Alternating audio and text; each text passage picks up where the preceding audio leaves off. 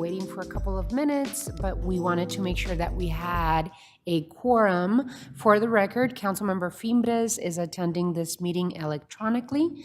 Items 1 through 4 are executive sessions and direction to staff. Ms. Clerk.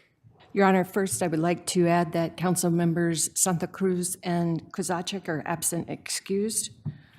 Item 1 is the first executive session noticed as Executive Session Performance Review of City Clerk and is being held pursuant to ARS Section 38-43103A3 and A4. The second executive session is noticed as Item 3, Legal Limitations under Arizona Revised Statute Section 16204 on the scheduling of local elections for referred ballot measures and is being held pursuant to ARS Section 38-43103A3 and A4. May I have a motion to go into executive session, please? So moved. Second. There's a motion in a couple of seconds. All those in favor of the motion, please indicate by saying aye. Aye. Aye. Any against? Motion carries. We will take about an hour. Mr. Rankin? Mayor, I think that's a good estimate. I would want to, just for the record, note that executive session number 1, the performance review of the city clerk, is also being heard pursuant to ARS section 38-433.03A1. Thank you, Mr. Rankin. Alrighty, we'll see you out here in about an hour. Thank you all.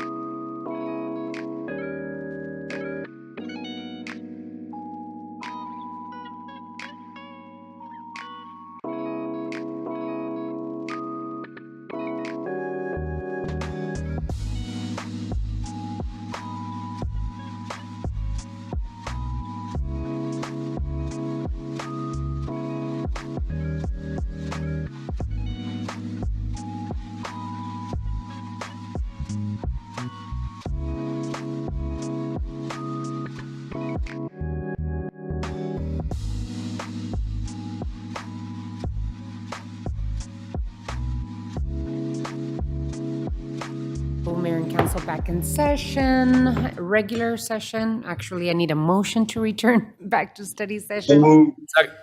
There's a motion and a second. All those in favor of the motion signify by saying aye. Aye. Aye. What is the council's pleasure for item 2? Honorable Mayor, with respect to the review of the performance of the city clerk, this item is actually scheduled on tonight's regular agenda for action by the mayor and council.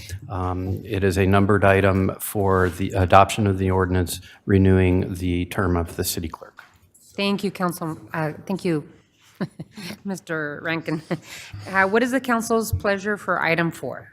Honorable Mayor, I would ask that for the following motion, to move that the mayor and council direct the city attorney to proceed as discussed in executive session and to schedule an item for the February 6, 2024 regular meeting to call a special election for August 2024 to refer a ballot measure to Tucson's voters that would amend the Tucson Charter to authorize a transaction privilege tax to fund community investments to promote quality of life. Your Honor, we need that quality of life as we always are keeping our options open to find ways to improve the quality of life of Tucson. I'd like to make that motion. Second. There is a motion and a second. Any further discussion on this item? Hearing none, all those in favor of the item, of the motion signify by saying aye. Aye. Any against? Motion carries. Thank you, Mr. Rankin. We move on to item 5. I have requested this time for the staff to provide an update on the efforts to support housing unsheltered persons and how the city is addressing the concerns expressed by residents and business owners in Tucson. With that, Mr. Manager, I know that this is an update and you usually schedule the speakers. Thank you, Mayor. Do have some folks I don't see out here, but we'll get them out here, I think. Come up here and join me here in a minute. So, Mayor, this is an ongoing effort to really keep you up to date on what we are doing. And again, the leadership that you all provided in this space has really been the key here. And so the conversations that we've had over the years, and you've seen now the evolution when we established we called it the task force initially. Now it's a cooperative effort between Pima County and the city of Tucson. So the staff has we break these down into 2 different conversations. One is for the Housing First effort, as well as another with the conversation around community safety and some of the more, we'll call it conversations around enforcement and some other pieces that are important as well. So with that, I'll turn it over to Chief Kazmar to kick us off. Thanks. Thank you, Mr. City Manager, members of council, Honorable Mayor. Thank you for having us back to give you an update. It's hard to believe that we're here in a new year and almost through the first month of the year. I'd like to start off just from the TPD perspective, and everybody received our 2-page memo. So I'd just like to highlight the philosophy of putting the right work in the right hands continues to work. As city leadership continues to expand and scale investment in community safety, health, and wellness, just like we expected, it's allowed me as a chief of police to reorganize the resources and commit them to other areas of responsibility for the city, although be available to support other community safe efforts as we expand non-traditional services throughout the city. One of the things that I want to draw attention to is really a point for us at TPD of reflection. So what we recognize in looking at some of our preliminary data sets from the end of the year as we get our annual report completed is we're proud to say that through the proactive effort of your patrol officers out in the street and being responsive to complaints coming through council, through the mayor's office and city leadership, they're out there and they affected over 5,000 narcotics arrests last year and over 200 deflections. And those sound like impressive numbers, but the stage we're at now is really diving in and evaluating what does that data mean and what happened with those cases. And so really following those through the judicial system and better understanding how those cases really impacted our community. So what I'd like to tease is for my next update is I should have that evaluation completed, where I can come back to city leadership and say, hey, here's what worked, here's what didn't work, here's what partners I'm working with, and as we can hope to have be very intentional and maximize impact of the staff's efforts out there in the street. The other update I'd like to provide is you've heard this number from me before, and that in 2022 and 2023 were pretty consistent years, with over 50% of the fentanyl seized in the U.S. being seized here in our state in Arizona. And what we saw towards the end of 2023 was a 61%, that number from 50% rose to 61%. So again, 11%, maybe not something to be alarmed at, but it's still a really outrageous number and something we should be focused on. And what I can tell you is the affordability of fentanyl continues to get cheaper and cheaper and cheaper. And that has a direct impact out in our community when we can buy that. I won't give the prices publicly here today, but it's pretty shocking how affordable and how cheap it is, and the amount of high that provides to somebody who's struggling with a substance misuse disorder. So in October and November alone of last year, we saw a 171% increase in fentanyl seizures compared to prior months, and that went up from 302 pounds to 818 pounds. And so again, very concerning. And while we talk a lot about fentanyl, I want to continue to remind our community and city leadership that most of our folks that are struggling with substance misuse disorders are dependent on more than one drug, and they're polydrug users. And so what we've also seen in that same time period is seizures of methamphetamine jumping up 553%, and that's up from 100 pounds to 653 pounds. So we continue to work with our local, state, and federal partners to maximize impact. There's certainly connections to our public safety partnership, technical grant that we're in the midst of, and a lot of the other evidence-based strategies that we're committed to. And with that, I'm going to hand it over to my partner. Thank you very much. Apologies for my delay. The rain is messing with our roads. Thank you, Mayor and Council, for the opportunity to present today. The new year gives us an opportunity to reflect on the policy impacts stemming from this Mayor and Council's vision and direction. Your leadership to establish the Community Safety, Health, and Wellness Program has set the stage for the impacts achieved in this first full year of our program's existence. In 2023, we were able to support the Tucson Police Department through focused community safety efforts with emphasis on violence prevention in our P&I and Thrive zones. Through this effort, our 3 community enrichment coordinators engaged over 1,300 residents to advance their vision for safety and thriving communities. Our care coordinators fielded 922 311 calls for social service supports, connecting over 1,300 individuals to services such as eviction prevention, rental and utility assistance, and shelter. Care coordinators helped over 250 people to recover from or avoid crisis through more involved service and economic mobility navigation work. And our care coordinators helped 75 individuals and households be rehoused or avoid homelessness by providing more involved housing stability support. I should say, too, if we include the work of our Housing First program, this number exceeds 600 for the last year. Definitely an important achievement. All of these efforts are possible thanks to Mayor and Council's support of the Community Safety, Health, and Wellness framework to break down silos across city departments and teams, and to strengthen strategic partnerships with community-based organizations and residents. This last year, we further developed a strong foundation to produce better outcomes regarding mental health, substance use, and housing. There is much more to do. And in the coming year, we will continue to focus on achieving improved outcomes, reviewing our work, and adapting and innovating as needed. Through strategic partnerships, we can more effectively tackle big challenges we face as a city. And some of the work that we are prioritizing at this time include working with key stakeholders to better track and measure our impact related to community safety efforts, particularly in the P&I and Thrive zones, as well as service outcomes for 311 callers and those receiving more involved care coordination support. We are working to coordinate across sectors to approach to be able to address the growing emergency assistance needs that we're observing in our community, while pairing those assistance opportunities with economic mobility and financial wellness support. So that's a priority for us. Our community enrichment coordinators are developing and preparing to implement community safety leadership institutes in the Place Network investigation locations, and to support, and this is part of an effort to support sustained violence prevention work happening there.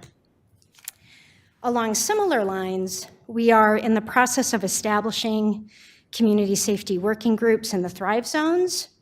And I should say, broadly as it relates to the work in the Thrive Zones and in P&I, we're continuing to innovate in how we can bring other service providers into those priority areas, and to build off and expand the resource events and on-site educational offerings that we were able to coordinate last year in the Place Network investigation locations.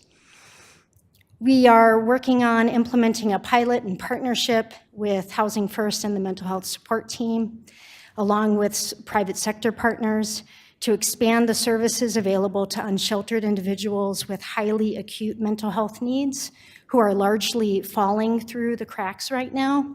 So I think that's going to be a really important, innovative approach for us. I don't expect it's going to be easy, so, but an important and right partnership working on that. We look forward to coordinating with partners like Solari and 211 to find additional efficiencies and improved outcomes for residents seeking social service information, and making sure that we're coordinating effectively through the 311 social service side.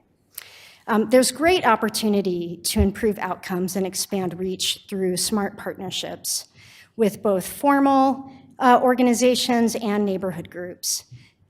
We look forward to moving the dial on this further in 2024, and in partnership with our public safety partners, especially the CORE and MIST and TC3 teams, and with ongoing strong collaboration from Housing and Community Development, our Housing First program, and various service partners. Thank you.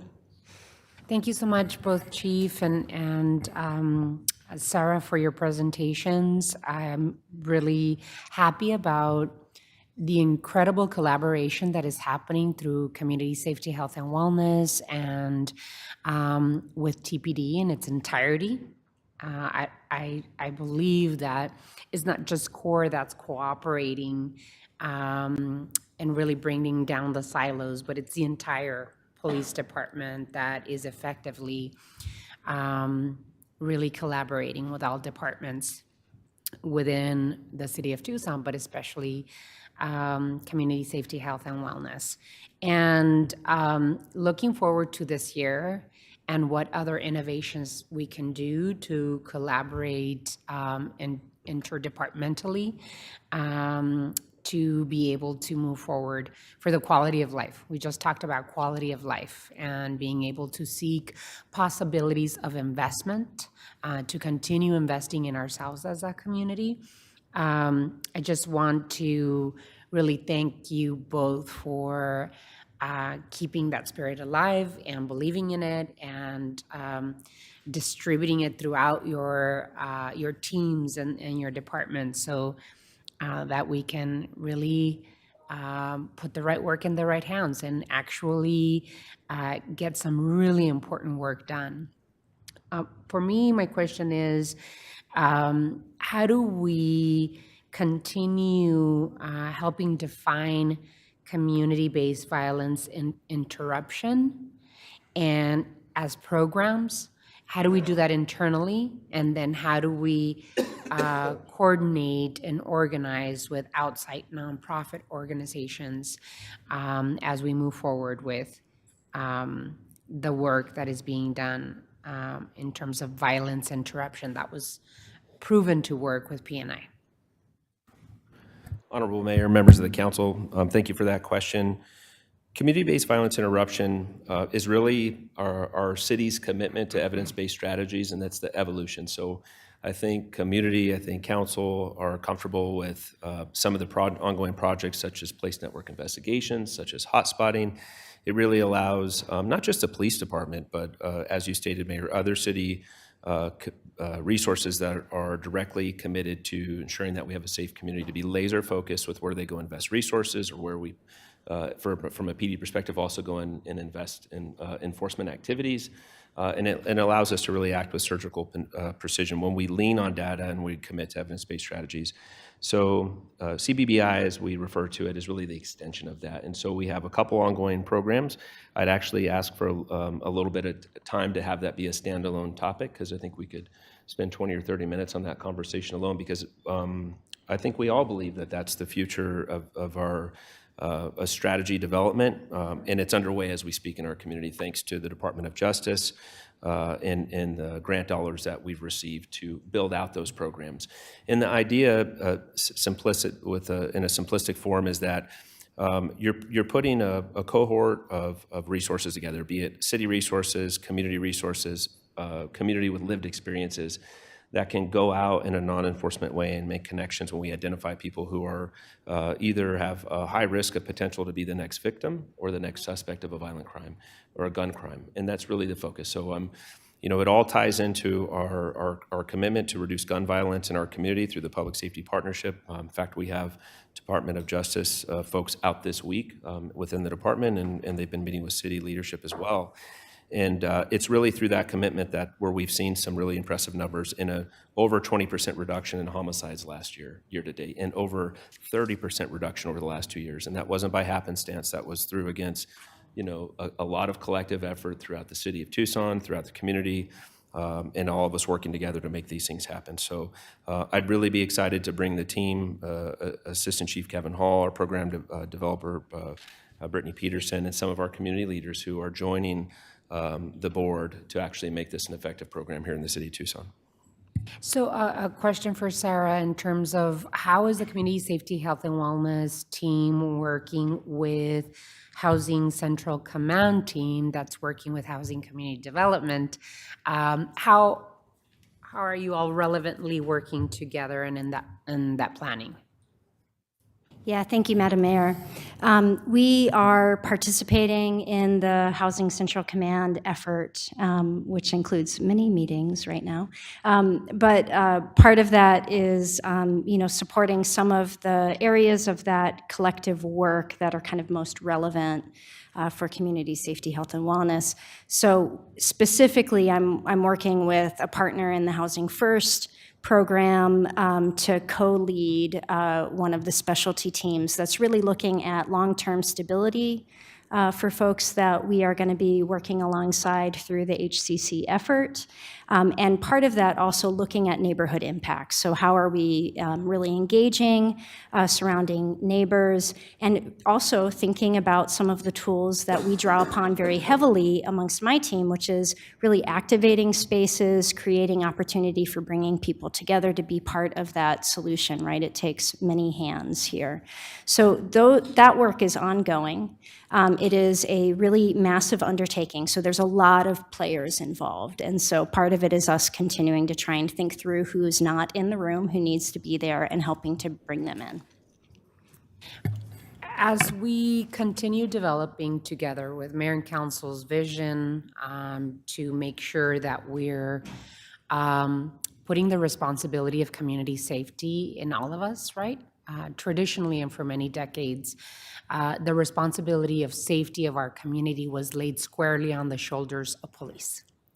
And with a much more holistic and layered approach, we have been here in Tucson, Arizona, have been able to put together a strategy that shares the responsibility of safety of our community with community safety, health, and wellness, with Housing First, with all of these other departments that have been meeting in the last 3.5, 4 years to really spread the wealth, spread the responsibility of safety and quality of life for all of us, while at the same time taking some of those responsibilities off the shoulders of our police officers with innovative ways of providing professional help community safety officers, community safety health and wellness, care coordinators, enrichment coordinators with our Housing First team.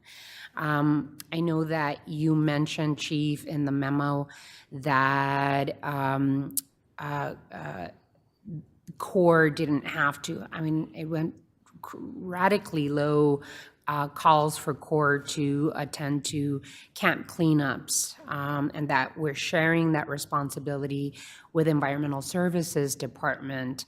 So that is a wonderful thing. As we continue to think about quality of life and safety, community safety in our city, one of the issues that we just passed, and I talked a lot about in my week in DC with our congressional delegation, is the Prosperity Initiative that both the Board of Supervisors and Mayor and Council passed. I see the Prosperity Initiative as being part of all this amazing work that we're doing regarding community safety, health, and wellness.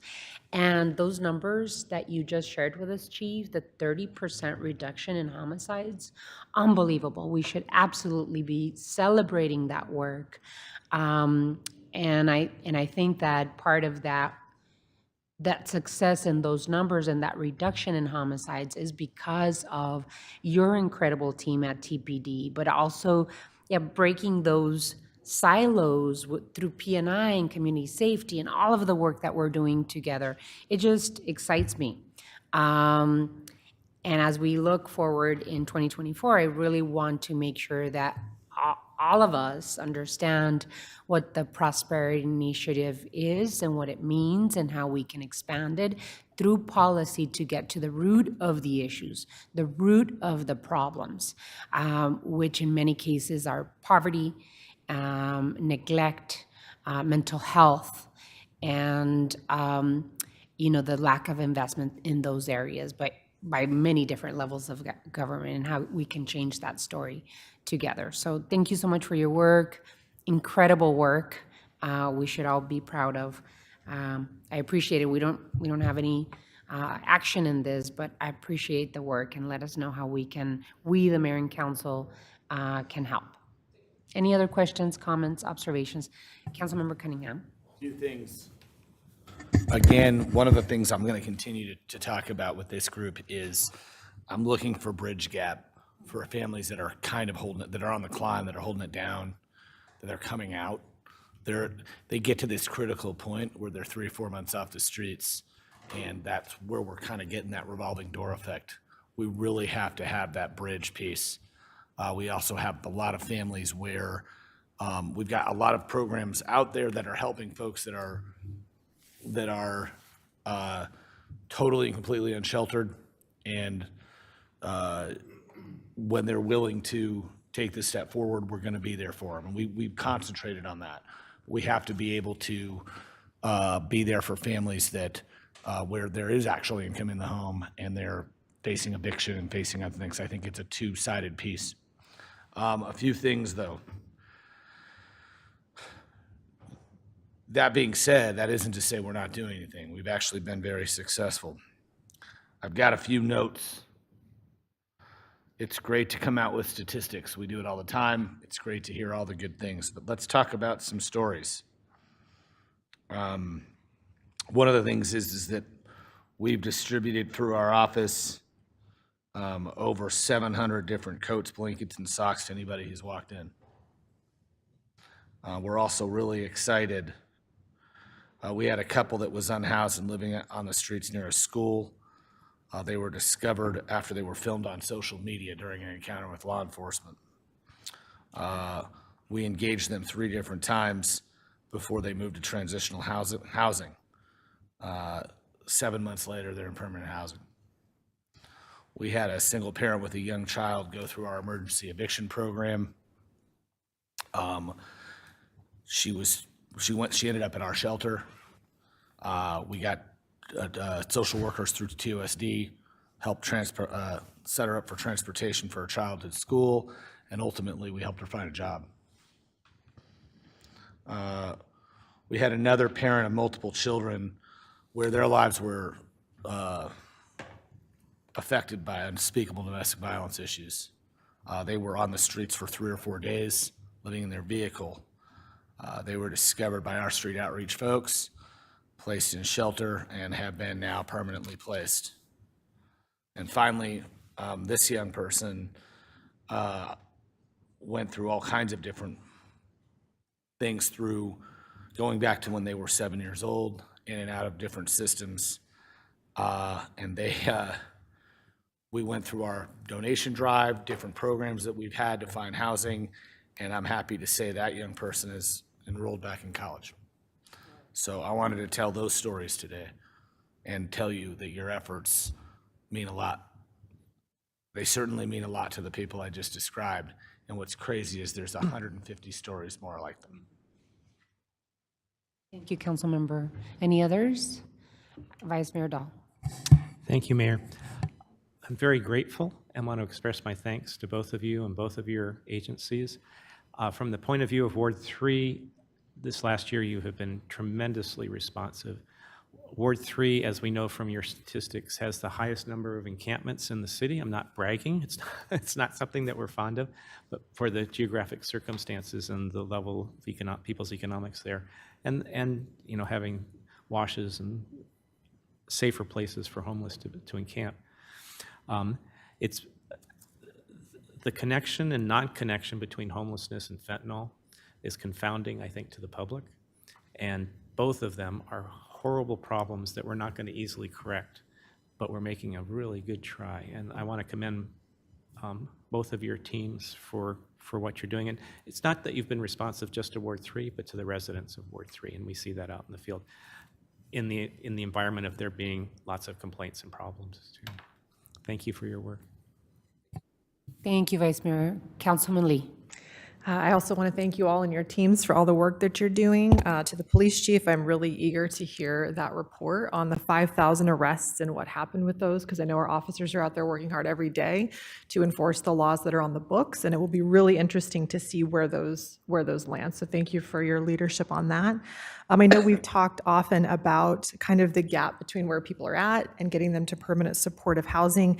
And I know Councilmember Kozaczek in the Ward 6 office has done a lot with nonprofits and faith-based organizations. I don't want to steal Councilmember Kozaczek's thunder. It'd be great for him to talk about some of that work when he is back at the table. But I know that a lot of folks are doing a lot of things to try to help bridge that gap. I was out with code enforcement about 2 weeks ago, visiting with them, doing a ride along, and they shared, and it's something that I've heard from others in the space who are working with folks who are experiencing homelessness. If folks are trespassing and they have to enforce something, they say you can't be here, but then the question is, where are you supposed to go? So I'm curious on two fronts. One is we had talked about how we can help add shelter bed capacity. Maybe that is a answer that we can provide to folks when they say, where can we go? So I don't know if you have any update on where we're at with that now, or if it can be a memo later. And I'm also curious with the work we've done around zoning for the kind of micro shelter pilot. And I know that's possibly going to be a year, but it'd be really great to get an update on that too, because that sounds like it could be another really important part of the solution. Mayor, Councilman Lee, so thank you. I think that's an ongoing conversation, and I'll get you an off-agenda memo. Just very quickly and high level, I believe the last meeting the mayor mentioned, we are looking at a congregate shelter and have been exploring that. There is a location we've identified. We're working to try to get through some of the logistics of that. It does look like it could be viable, and if that becomes the case, then we'll know very shortly, and I can report that. With regard to on a more macro scale, the key is the location and really looking not only for, we'll call it a warehouse type facility that's already built versus a place that would be a vacant property that would have to be developed. So both of those are options that we've looked at and are looking at. But right now we do have an opportunity in the very near future that I think could come into play as a gap to filling some of these issues. But I'll get you something offline as well.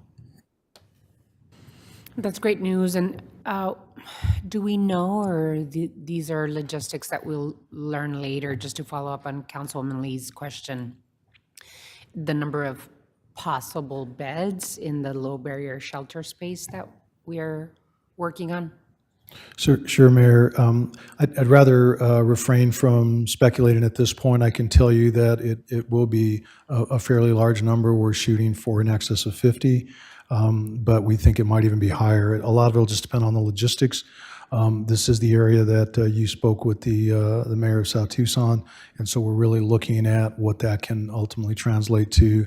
We do think we have a line on some funding for that, which would be huge in moving that conversation forward. So I'll get you a more up-to-date in terms of real-time update, and I'll give you an off-agenda memo for that. That would be great.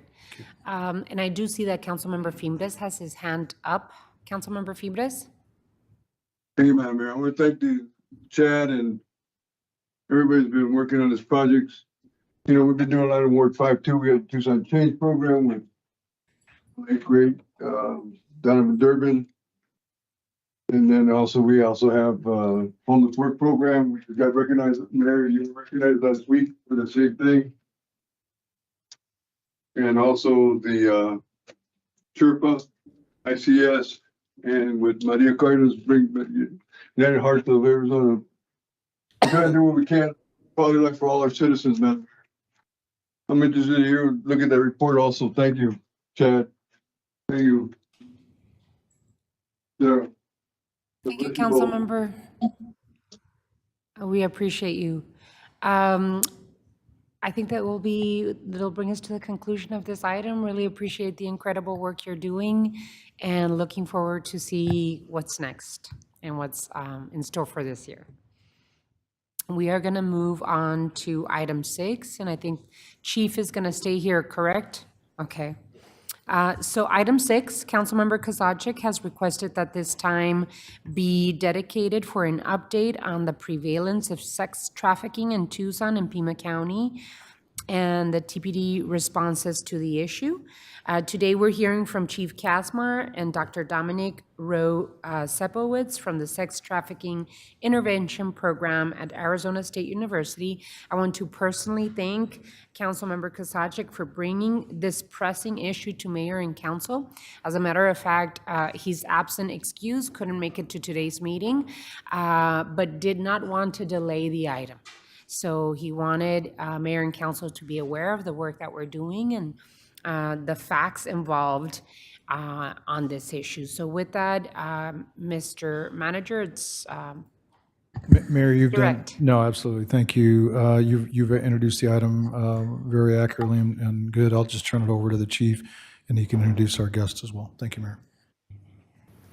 Honorable Mayor, Mr. City Manager, members of council, on behalf of Councilmember Kozaczek, I want to start with saying I can tell you he's super disappointed that he couldn't be here for today's conversation because this has been months in the working. And really today, this isn't just a Ward 6 request for an update for a study agenda item, but this is an absolute passion point.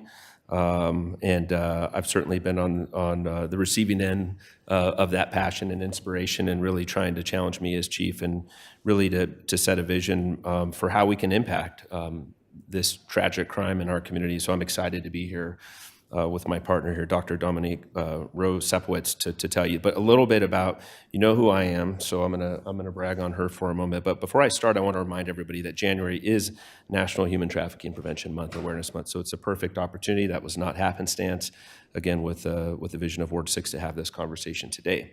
So with that, you know, we hope we can really raise awareness about human sex trafficking. We can educate the public on how to identify this crime. We can protect and empower survivors to pursue traffickers, and really highlight that why does this crime occur? Because it's $150 billion illegal profits are made with this lucrative criminal activities worldwide. So the expert to my right and who's really been responsible for really helping us as we restructured and reorganized. We had dedicated staff before the folks behind me took over, and I'm going to brag on them here in a minute too. But it was really our ongoing evaluation and structuring of the department to put the right resources in the right places to have the most impact with the expansion of professional staff resources that Mayor and Council have been able to provide me has allowed me to do some of these things. So Dr. Dominique Rosepowitz is an associate professor from the School of Social Work at the Arizona State University. I don't normally brag about ASU, but I am today, so good thing it's on public record. She is the director of the ASU Office of Sex Trafficking Intervention Research. She has her master's degree and doctorate in social work and is a researcher and a professor in forensic social work practitioner. And it's really important that you understand her bio because it'll increase the impact of the statements that she's going to make to you and our community.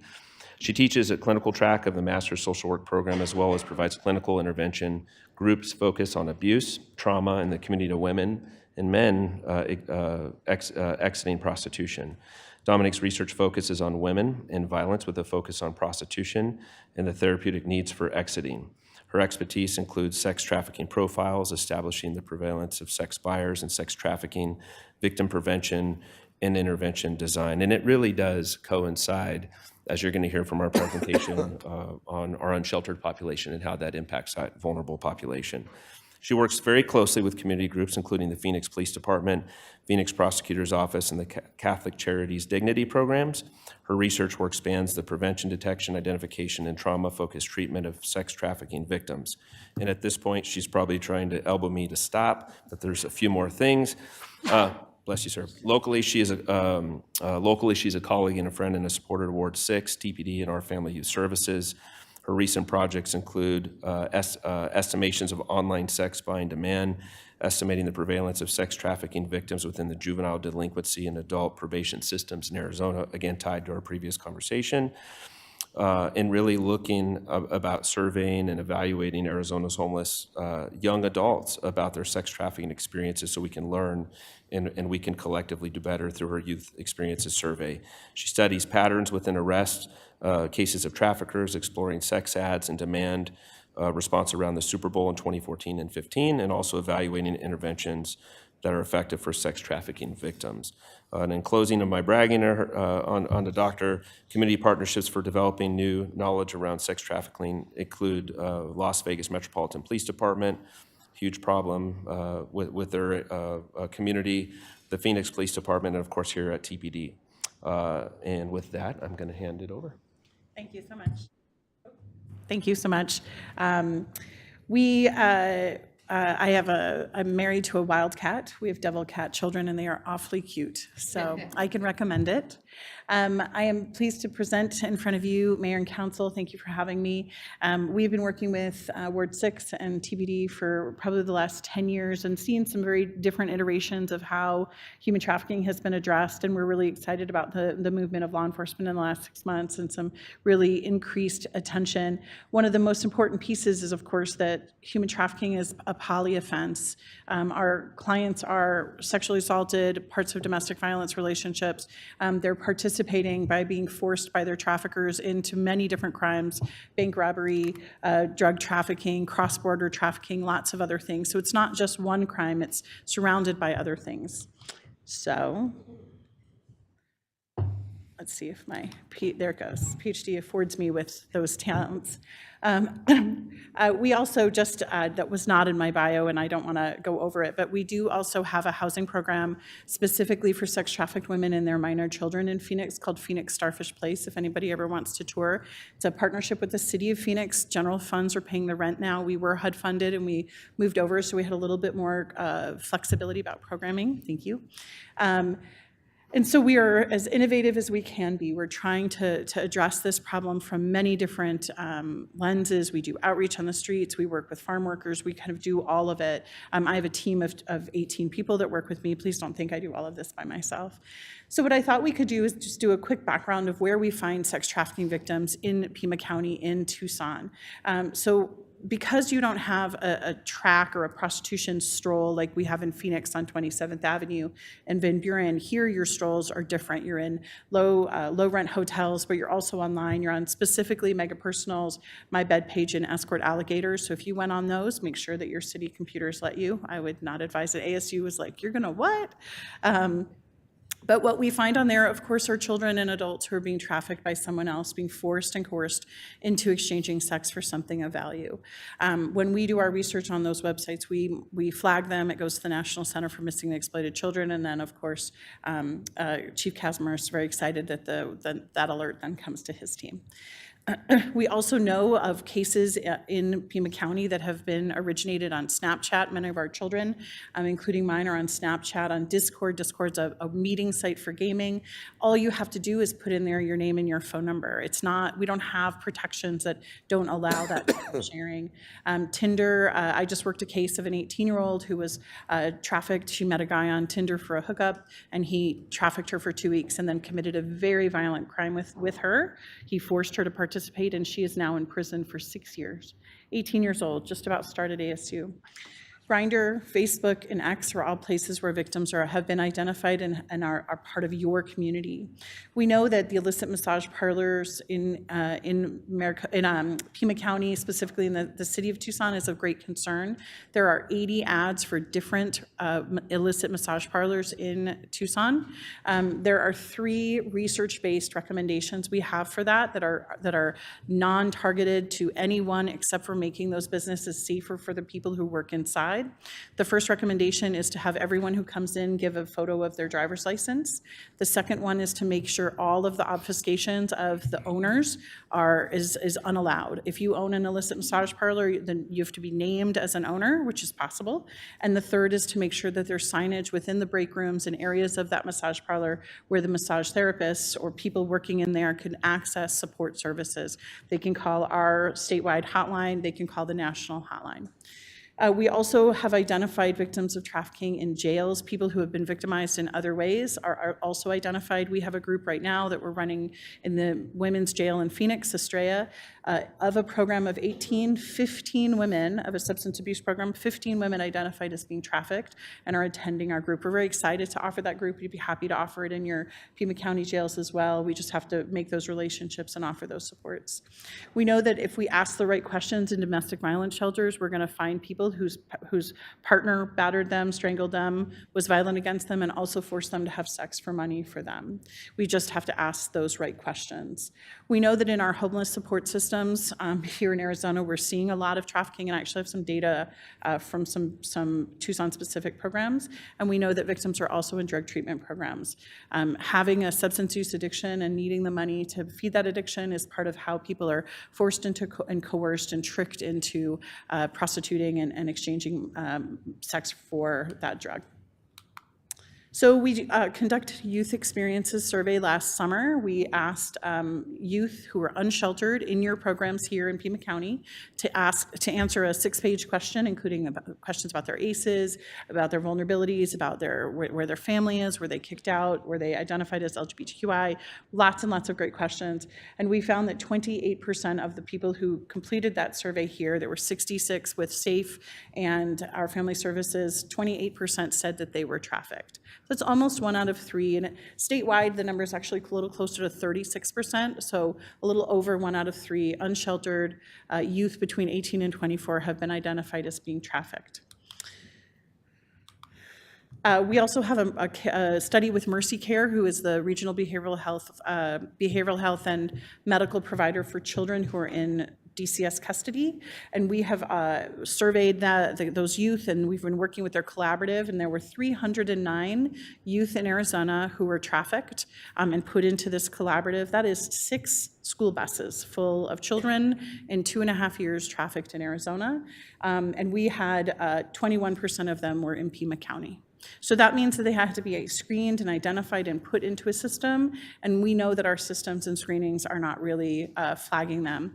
We have a validated screening in juvenile corrections. They've screened positively 1 person in the last year. So we just know it's not the right net. No criticism, it's my screening, but it's just not the right net. So some of the things that we've been doing in Pima County is we have a shoe card that you all were given. That is a very specific shoe card. We've created it all over the state, and it's a very gentle way of giving information to people who may be affected by this crime. I've worked with hundreds of people who, over the conversation, said, I just didn't define myself that way. I knew I had to do these things, or I knew my boyfriend made me do those things, but I just never put this name on myself. And so what this card does is it really gives that information to people quite gently. On the back is a little checklist they can fill out. And what we want in our women's jail up in Phoenix, in our community, what we want is people to call our statewide hotline, and we want them to engage with services. We can get them into sheltered housing. We can get them into safe therapeutic services. We can get them into into targeted counseling services, was what we know is what gets a person out of this situation. On October 23rd, we had a great Pima County Sex Trafficking Summit. Steve K. in Ward 6 supported it. We had 141 attendees. Almost 100% of them were Pima County service providers. So now we have lots of new connections and lots of new people talking to each other. We still are limited to less than 10 beds for adults in Pima County, but we are working on that. We're building those relationships and continuing. Last night we did an awareness training, very successful. About 40 people come to Ward 6. So we know that that awareness needs to start with the community, people looking around. Someone asked me, what if I see a young person panhandling, but I have a suspicion? If you see something, say something, but they need to know where to go and what to do. So we want them to call our statewide hotline, and of course that will end up in your local police department. Other new activities, we started last year a new quarterly meeting led by our Family Services. Our Family Services works with unsheltered youth who are 18 to 24. I have a number of grants with them on some of their housing and transitional housing, and they're a natural leader in this work to coordinate, collaborate, to work with the different organizations doing this work. And in that new coalition, we're really trying to make sure that people are educated. We're still running into people who think that this happens. These are, foreign-born victims coming here, being held in a basement. Almost 100% of those 309 young people in Arizona that are being trafficked, those children, only 4 of them were from other states. They are our kids, they are in our communities, and they're being trafficked here by our customers or locals, traffickers or locals. And we really want to build more collaborations. I think in the previous conversation, it's all about collaboration. It's all about relationships and working together. So this is the shoe card that you have in front of you. We have it in English and Spanish. We're in the thousands in your community now. We're really proud of that and really excited. So we know that at the juvenile probation and detention centers, there are screenings that are happening. Those questions are valid and very good. What's in their pocket? What do you see? What are some of the behaviors? What is law enforcement reporting? We have some great providers that we're partnering with. Our Family Services, the Dream Center just opened down here in Tucson, and they have somewhere between 4 and 6 beds. And then I'm going to hand this over to TPD and talk about some of the cases that they're working in the investigation. So thank you so much. Thank you, Doctor. What I really want to highlight for Mayor and Council and our community through our 2-page memo, Mayor, was the reality that this wouldn't have been possible without the commitment of our professional staff resource expansion effort that we again made this current fiscal year. So when we think about what investment or return do we get on community service officers, and when we expand those on our professional staff investigators, it really, again, the philosophy of putting the right work in the right hands has allowed my team and I'm going to brag on my team here in a minute, to really rethink where we can use our commission resources and get the most impact from those. And that's exactly what we've done here. So this transition wouldn't have been possible with the commitment of the team that's historically been responsible for doing these investigations and helped with the transition. And then I want to brag on some of the leadership behind me, Sergeant Lawrence Hovey, Lieutenant Ray Mechtel, Captain Doug Foster, and Assistant Chief Chris Dennison, if they can just raise their hand. Again, they lead an amazing, dedicated team. This is tough work. This is really, you have to be committed, you have to be passionate about it. The types of things that they see within the internet crimes against children, runaway missing juveniles, and now our expanded commitment to sex trafficking is really tough content. And so it wouldn't be possible without amazing partners like Dominique and her team, and our regional effort. And really, it's a good start, but I'll tell you, it's not enough. So I have committed to the team, and Sergeant Hovey is going to hold me to it. An evaluation of ongoing commitment of commission resources, but how do we expand our professional staff support of that as well? Our regional effort, and that means at a public safety law enforcement effort, that means our not just having cross-trained TPD officers as federal partners, which give us some different abilities and responsibilities to include Homeland Security, FBI, and some of our other partners, but also looking at regional efforts. And I'll be leaning on my colleagues and my peers and the sheriff in this region to really challenge them. And I think they're going to be up for it to tackle, because when we talk about sex trafficking and human trafficking, it doesn't stop when it goes north of the river. It doesn't stop when it goes south of Golf Links or 29th Street or into other jurisdictions. And so we really need to take a regional approach and effort to this. I did bring my entire team. I think it's important for them to be here so you can see them and put faces with names, but it's the dedication of the team behind me that is actually, and their detectives that are making this work possible. The shift, I'll close, is really also having enough committed resources to be proactive in this space and not just reactive.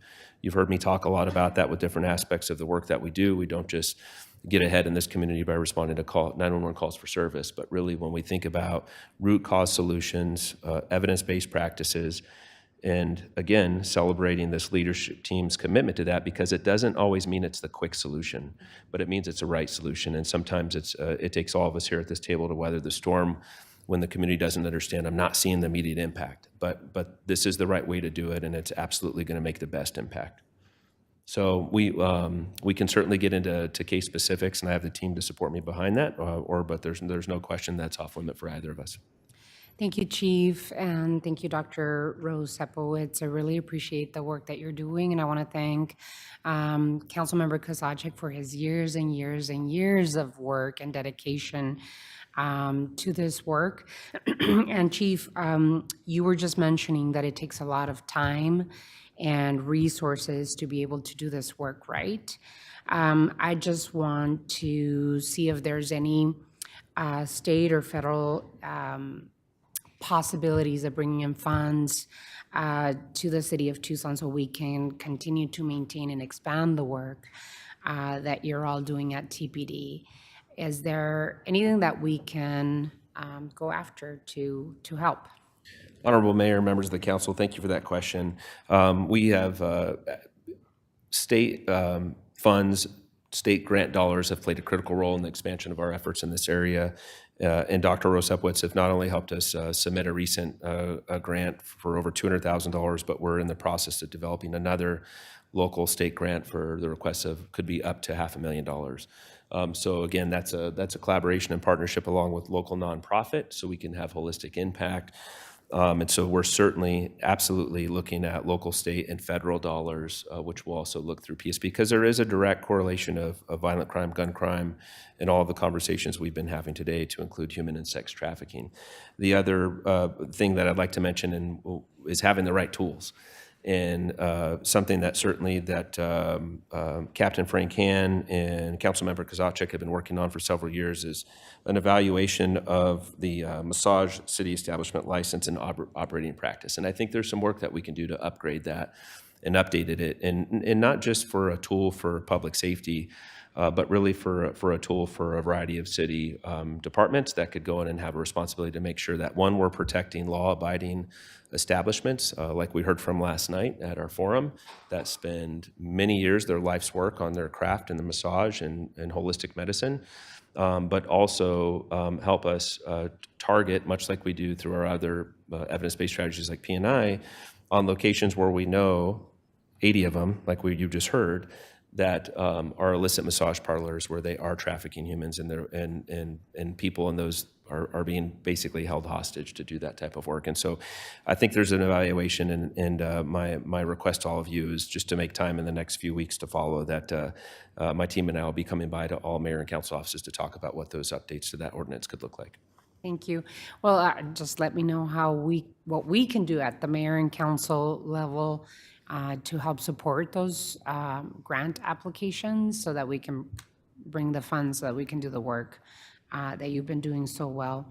And Dr. Rose Sepowitz, we've talked at this table, created a task force on missing and murdered Indigenous women. And what is the data telling you? I mean, is there any connection there with that work throughout the state? Mayor and Council, that's a great question. And I do want to just go back to the last question is, I write for state grants quite often, and I just received a small STOP grant, and we included Tucson trainings to make sure that we're doing more statewide. I do want to challenge this council, the city of Phoenix, and I want to get a little competition going. The city of Phoenix is committed to training 60% of their employees on human trafficking, and that means people who are checking, meters on someone's property can look around and look for what they should and know who to call. That means people who are getting, filing for divorce, all of those documents, those people coming in, maybe they're looking and seeing some red flags, maybe someone speaking for someone else, or any type of licensing. So we think that the city can do, not only go look for money together and try to bring more resources here, but there are things that exist. We have a 15-minute online training people can take. We have a commitment with the police department that we will train anyone virtually or in person over the next year to try to bring that. So that's something to consider, making a commitment. It doesn't have to be, a written number, but thinking about how to be a city that says that sex and labor trafficking cannot happen here. About missing and murdered Indigenous persons, we did a study on with Navajo Nation. The best database that we have is a Facebook page called Navajo Nation Missing Persons Update, which is really speaks to the quality of the data that we have, which is a very low quality. So we tracked all of the missing and Indigenous persons from Navajo Nation starting in 1956, ending in the year 2000, and there was one case that was accurately linked to some form of sex trafficking. The problem being is when a person disappears, rarely is there the information about what they were doing while they were disappeared, right? Were they prostituting in a hotel? Were they being trafficked? Were they being beaten by a partner? It's very difficult to get information from that. That goes back to law enforcement on tribal nations. There's lots of reasons that data isn't very helpful. What we know from a separate study that I did at the Phoenix Prostitution Diversion, and one question I have to this council is that in your city code, in your city statutes, there are diversion programs both for sex sellers and sex buyers, and we just can't seem to figure out if that exists, if judges are sending people to those diversions. So that's a question that would be helpful for us to know the answer. We have a very active prostitution diversion for both sex sellers and sex buyers in Phoenix, and now Mesa, Scottsdale, and other cities are sending offenders both for prostitution charges and from buying to that diversion. The sex seller diversion is, of course, holistic. It's provided by survivors of trafficking who are incredibly loving and kind and thoughtful. And the sex buyer diversion is a one-day course. It's $1,000, and it's filled with people coming in from public health and law enforcement and talking about the dangerousness of what they're doing, and also that they could have or may have bought a child and sort of the severity of it. The study that we did at Prostitution Diversion in Phoenix about Native women was really heartbreaking. Many of them were sent off of, we had 47 cases, many of them had been sent off of their tribal community to go make money for their father, their boyfriend, a person in their life who had power over them, sometimes a parent. It looked a little bit different than what we see traditionally in street prostitution, where those relationships, they were much more familial oriented, they were much more led by desperation. The person that taught them how to prostitute was more likely to be a friend's mom. So we had some really confusing information about missing and murdered persons. Many of those were identified as missing, of course, right? Their family maybe didn't know where they were, what they were doing. So those were two answers. One, our systematic data did not show the link, but that's because the data didn't really exist. Our smaller data shows that the prostitution and trafficking of Indigenous women is real in our communities and something we should pay a little more attention to and maybe do some more research on. Mm-hmm. Thank you so much. I really appreciate that. Any questions or observations, Councilwoman Lee? I just want to thank Councilmember Kozaczek in the Ward 6 office for your leadership, and it sounds like it's a decade in the making, so just so grateful for the leadership from that group. Also from TPD and from you all, I can't even imagine what you are exposed to on a daily basis, and so I'm grateful that each of you have the capacity to do this really difficult work, so thank you for being able to do that. I look forward to you all making your rounds, Chief, to let us know what we can do from a policy standpoint. I know you pointed out those 3 things that seem like easy things that we could implement for, pictures of people's licenses, just whatever we can do from a licensing standpoint to help, like you say, solidify the legitimate professionals in this space and the legitimate businesses, and then make it really hard for these folks to operate in our city. So just really grateful for all of the leadership in this space from Ward 6 and the work that y'all do. Any others? Alrighty, we are out of time for this item. Thank you all so much. Dr. Rose Sepowitz, thank you for your work, incredibly valuable work, and thank you for joining us today, Chief. Thank you so much. Alrighty, so we're moving on to item 7. Time has been set aside for a presentation on the fiscal year 2024 budget status and preliminary fiscal year 2025 budget development information. Mr. Manager. Thank you, Mayor. I do have Anna Rosenberry and Angel here, and they will take the lead and make the presentation. As you go through this, no directions needed today. It's really just an update. What I'd like to get you thinking about, though, is as we embark on the budget process, it really will be important to think long-term. I think as you hear some of the numbers and some of the things that we've looked at, that the long-term thinking is the reason we are in a position of confidence and also flexibility, which in my opinion gives you ultimate success moving forward. So with that, I'll turn it over to Anna Rosenberry, our CFO. Thank you, Mayor and council members. We are here this afternoon with 2 items to discuss. First off, we'll give you a budget status update now that we're halfway through fiscal year 2024. As you recall, in November, we were tracking particularly on our sales and use tax revenues and had committed to report to you guys monthly on that. That information is contained here for discussion. And then just want to give you a budget status, particularly on where we are with the general fund now that we've got 50% of the year under our belt. The other item that we want to discuss is really kicking off our FY25 budget development conversation in earnest, basically. We've got placeholders for a budget conversation on every study session from here until June, until we get adoption of the budget. And we think that we'll be using all of those opportunities to have good conversations about developing the spending plan and our 5-year forecast. So with that, I'll turn it over to Director Ozomalam to go through our status for FY24. Good afternoon, Mayor and Council. Good afternoon, Mayor and Council. With 6 months of budget activities underway, the city is meeting its budget expectations. If you look at the chart on here, we're showing 51% of revenues having been collected. In November, at the November study session, we provided Mayor and Council with an update on sales and use tax collections. And at that point, we had collected $118.1 million, which made up about 2.85% year over year between 23 and 24. As of the end of November, we had collected $183.3 million. That took us up slightly to 2.86. However, we're happy to report in December, we collected to date $204.3 million, which made up 3.41% compared year over year, compared to our 3% growth that we had originally projected. BSD is monitoring the numbers weekly and will provide you updates monthly, so we keep you abreast of what is happening in sales tax and use tax collections. On other revenues, we have received 49% of the estimated state shared revenues, and revenues from other sources are also meeting our expectations.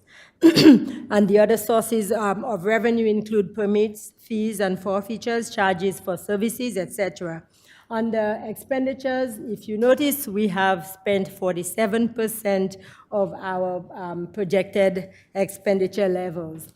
We have a budget of $730 million.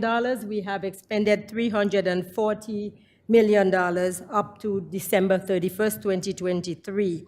We are on track with spending on personnel costs, supplies, and contractual services. And we're also monitoring personnel costs weekly for vacancy and overtime activities. We have also exhausted budget both for capital outlay and capital projects, which is kind of interesting for me because in my experience, normally that's the last budget to be touched because we have so many activities, but not so with the city of Tucson. We have expended all the resources earmarked for capital projects and capital outlay in the unrestricted general fund categories. Also on the spending, the investment plan spending, we have spent 24% of the allocated funding. I want to note here that we're making progress on the purchasing of non-public safety vehicles despite the supply chain challenges.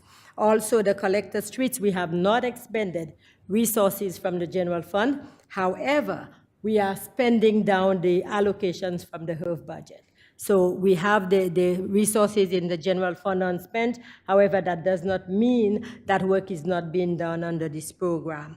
Overall revenues and expenditures, we are tracking that pretty well, and we're making progress in both categories. I'll turn it over to. Can you go back one more, please? I'm so sorry. That's okay. I can't see anything here. 23.1 and 42. 42, 23.1. Okay. Go ahead. Moving into looking towards developing the FY25 budget. Within the memo, we talk about a number of the kind of big picture issues, items that we're aware of at this point that we wanted to bring to your attention. And we're really in the beginning stages for developing this budget that'll start on July 1st. On the revenue side, we talked a little bit about how we've been tracking on sales tax revenues. We are hitting the mark in the current year budget. We're meeting that, slightly exceeding that 3% estimate that we'd made.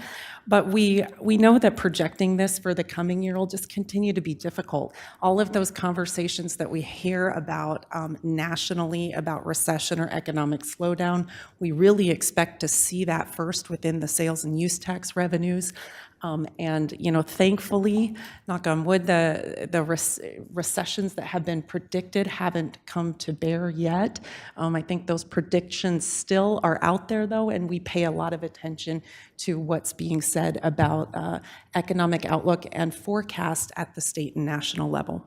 So we've still got that challenge of, okay, when we get into FY25, what are we going to estimate our sales and use tax revenues to be and how much of a growth factor?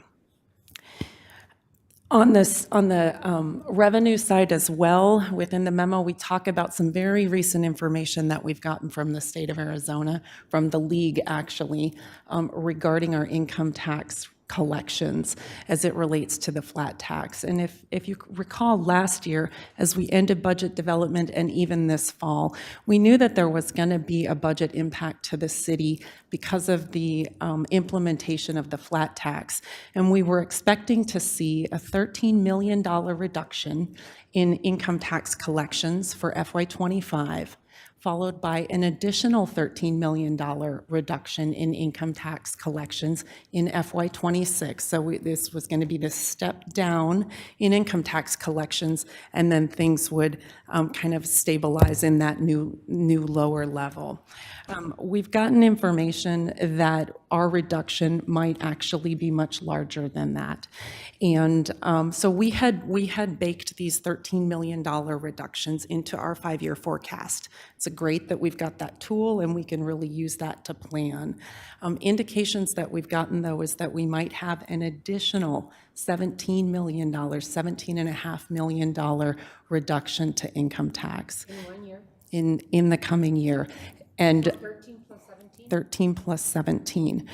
That is what we understand now. We want to get this correct. We want to understand the estimate more.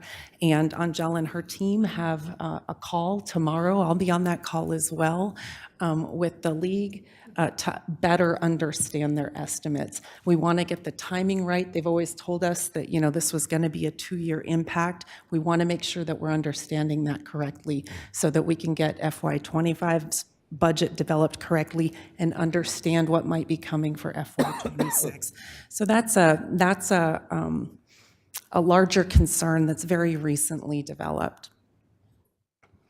On the expenditure side for budget development, first stop is always personnel costs. It's the largest portion or largest category of the general fund's budget, making up over, I think, 60% of our expenditures are related to personnel in the general fund.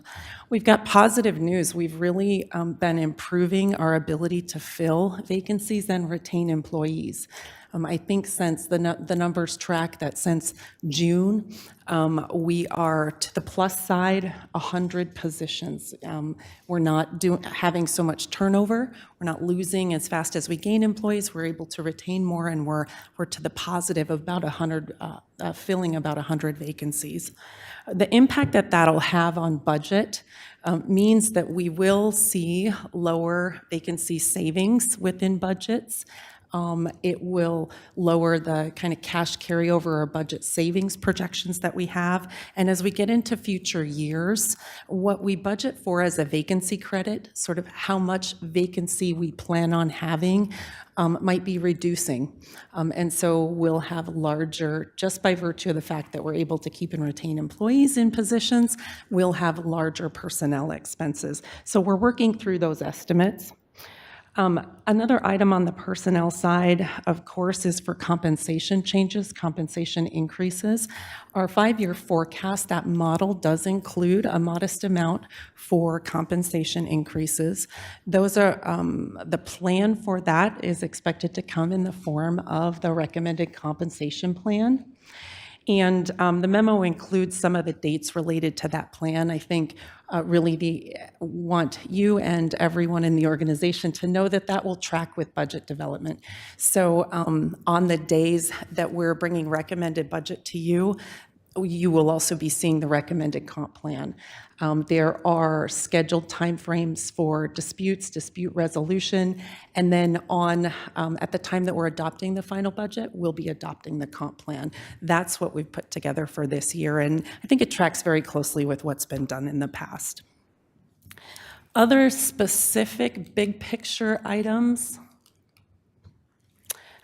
As we discuss the Fare Free Transit Program, those issues, the operational issues, financial issues, we have been working through those in FY24, and we have updated this 5-year forecast for the $13.1 million full-year impact of no fares in FY24. That is one change that we've made to this forecast for today. But we know you've got a February 6th study session to continue to discuss this issue and the future of the program and partnerships. So based on that conversation, we'll be making adjustments to the recommended budget and the future year forecast. Another item that we need to address this year is the TSRS pension system and the employee contributions. For a number of years, we've not had an increase in the employee contributions to this pension system. And this is the system that covers all of our employees who are not members of the public safety pension system. Our most recent actuarial reports that we received this winter show that we're backsliding just a little bit on our funding level. We've gone from what was a 76.5% funded status within the plan to 75%. And we know that now is the time that we're going to need to increase the employee contribution rate. So we're recommending, and we'll be recommending, that the employee contribution rates for Tier 1 and Tier 2 benefits, participants in those plans go up by 0.5%. The rate increased by 0.5%. So for Tier 1 benefit, they're currently contributing at a 6.75% rate. That would go up to 7.25%. And the Tier 2 benefit participants are currently contributing at a 5.25% rate, and that would go up to 5.75%. Wait a minute, are we allowed to do that? Because haven't we,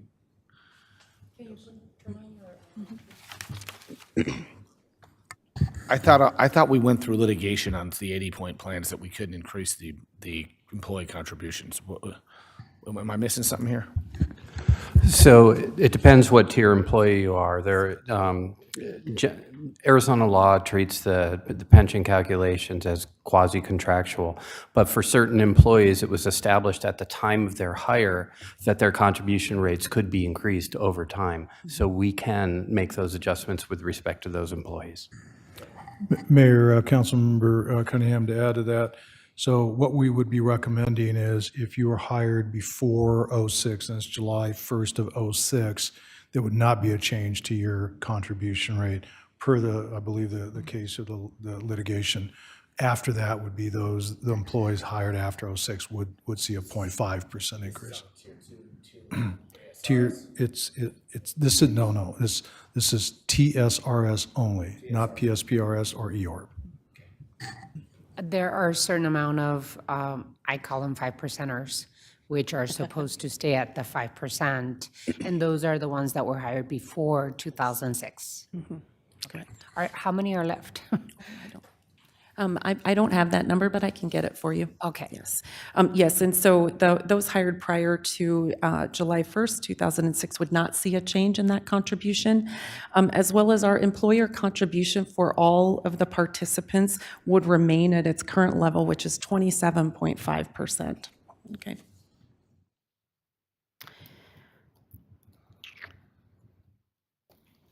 Another item that we have been discussing and have spent considerable time through the employee benefits program is changes to our employee health insurance.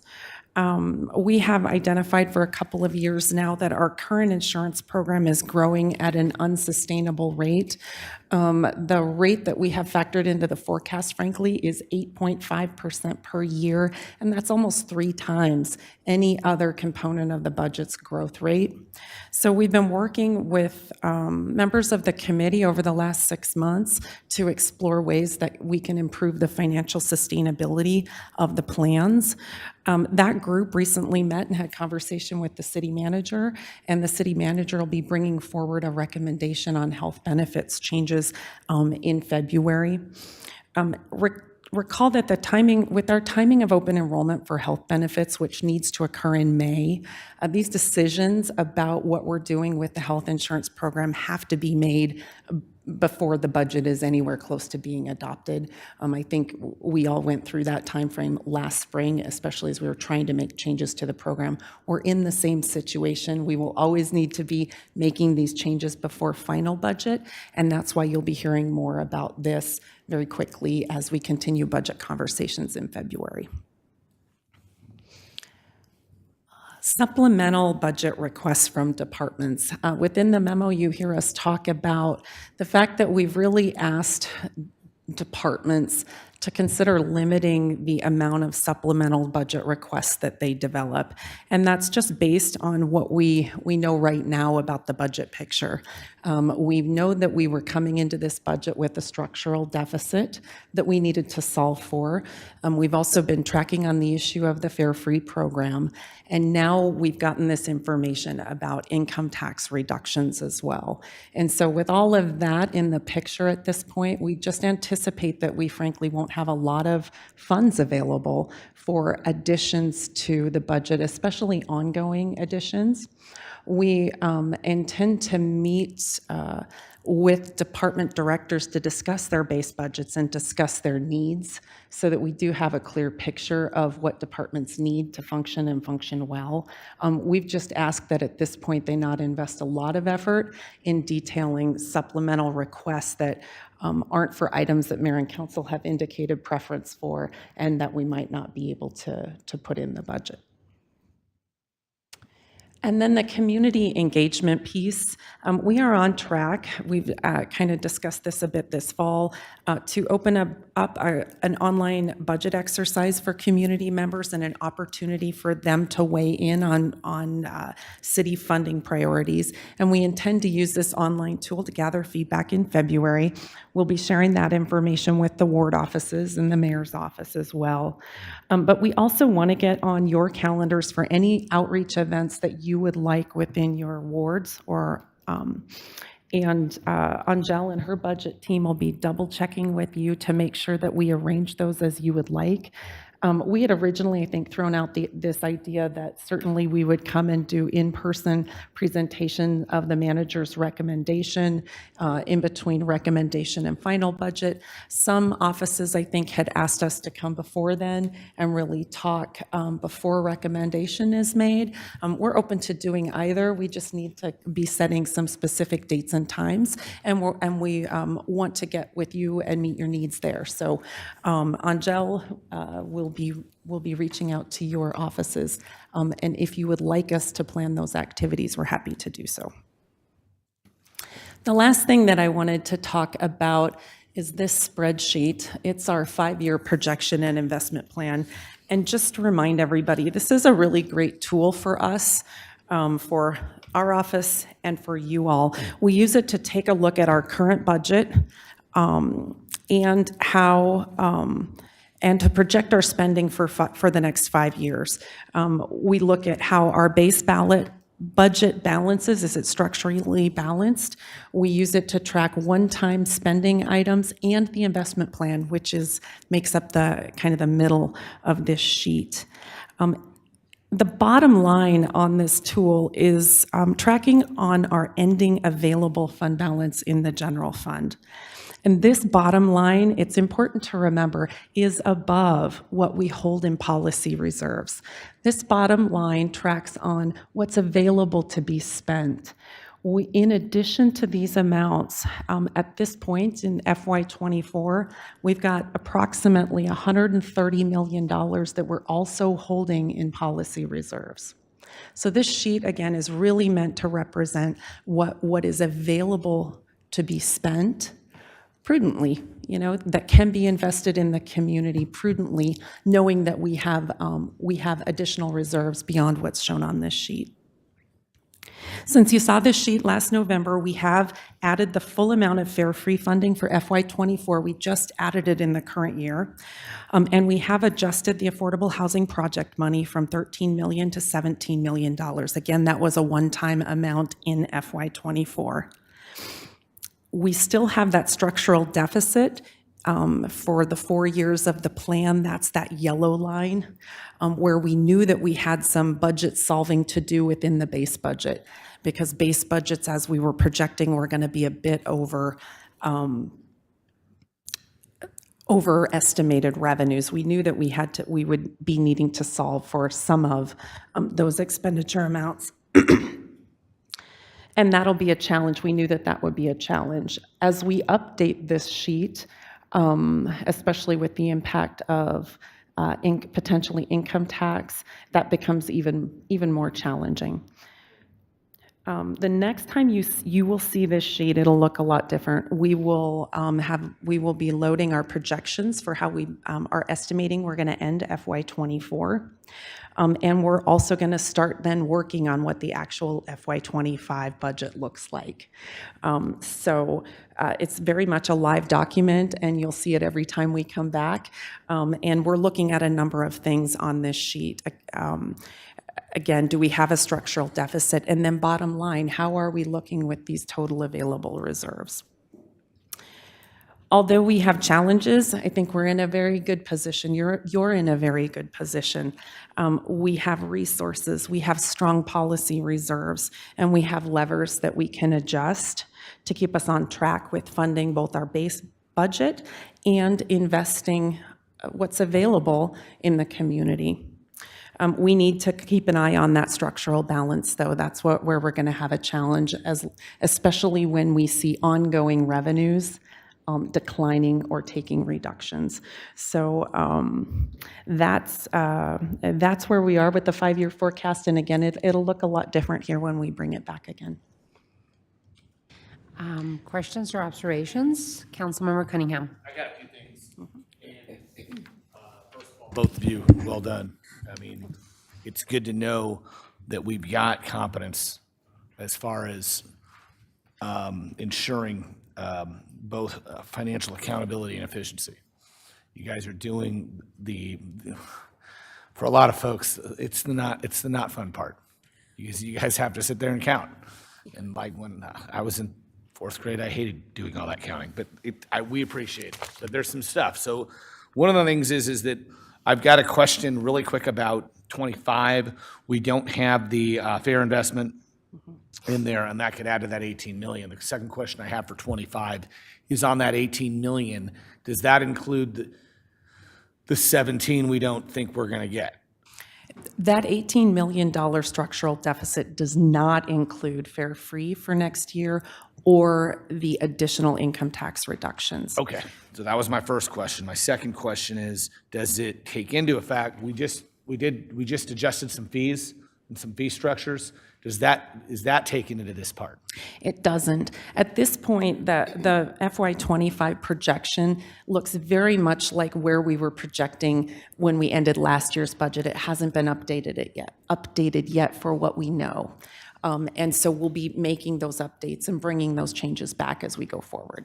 Okay, because I think we can cut into this 18 million pretty easily. I mean, not easily. I mean, there's work to be done.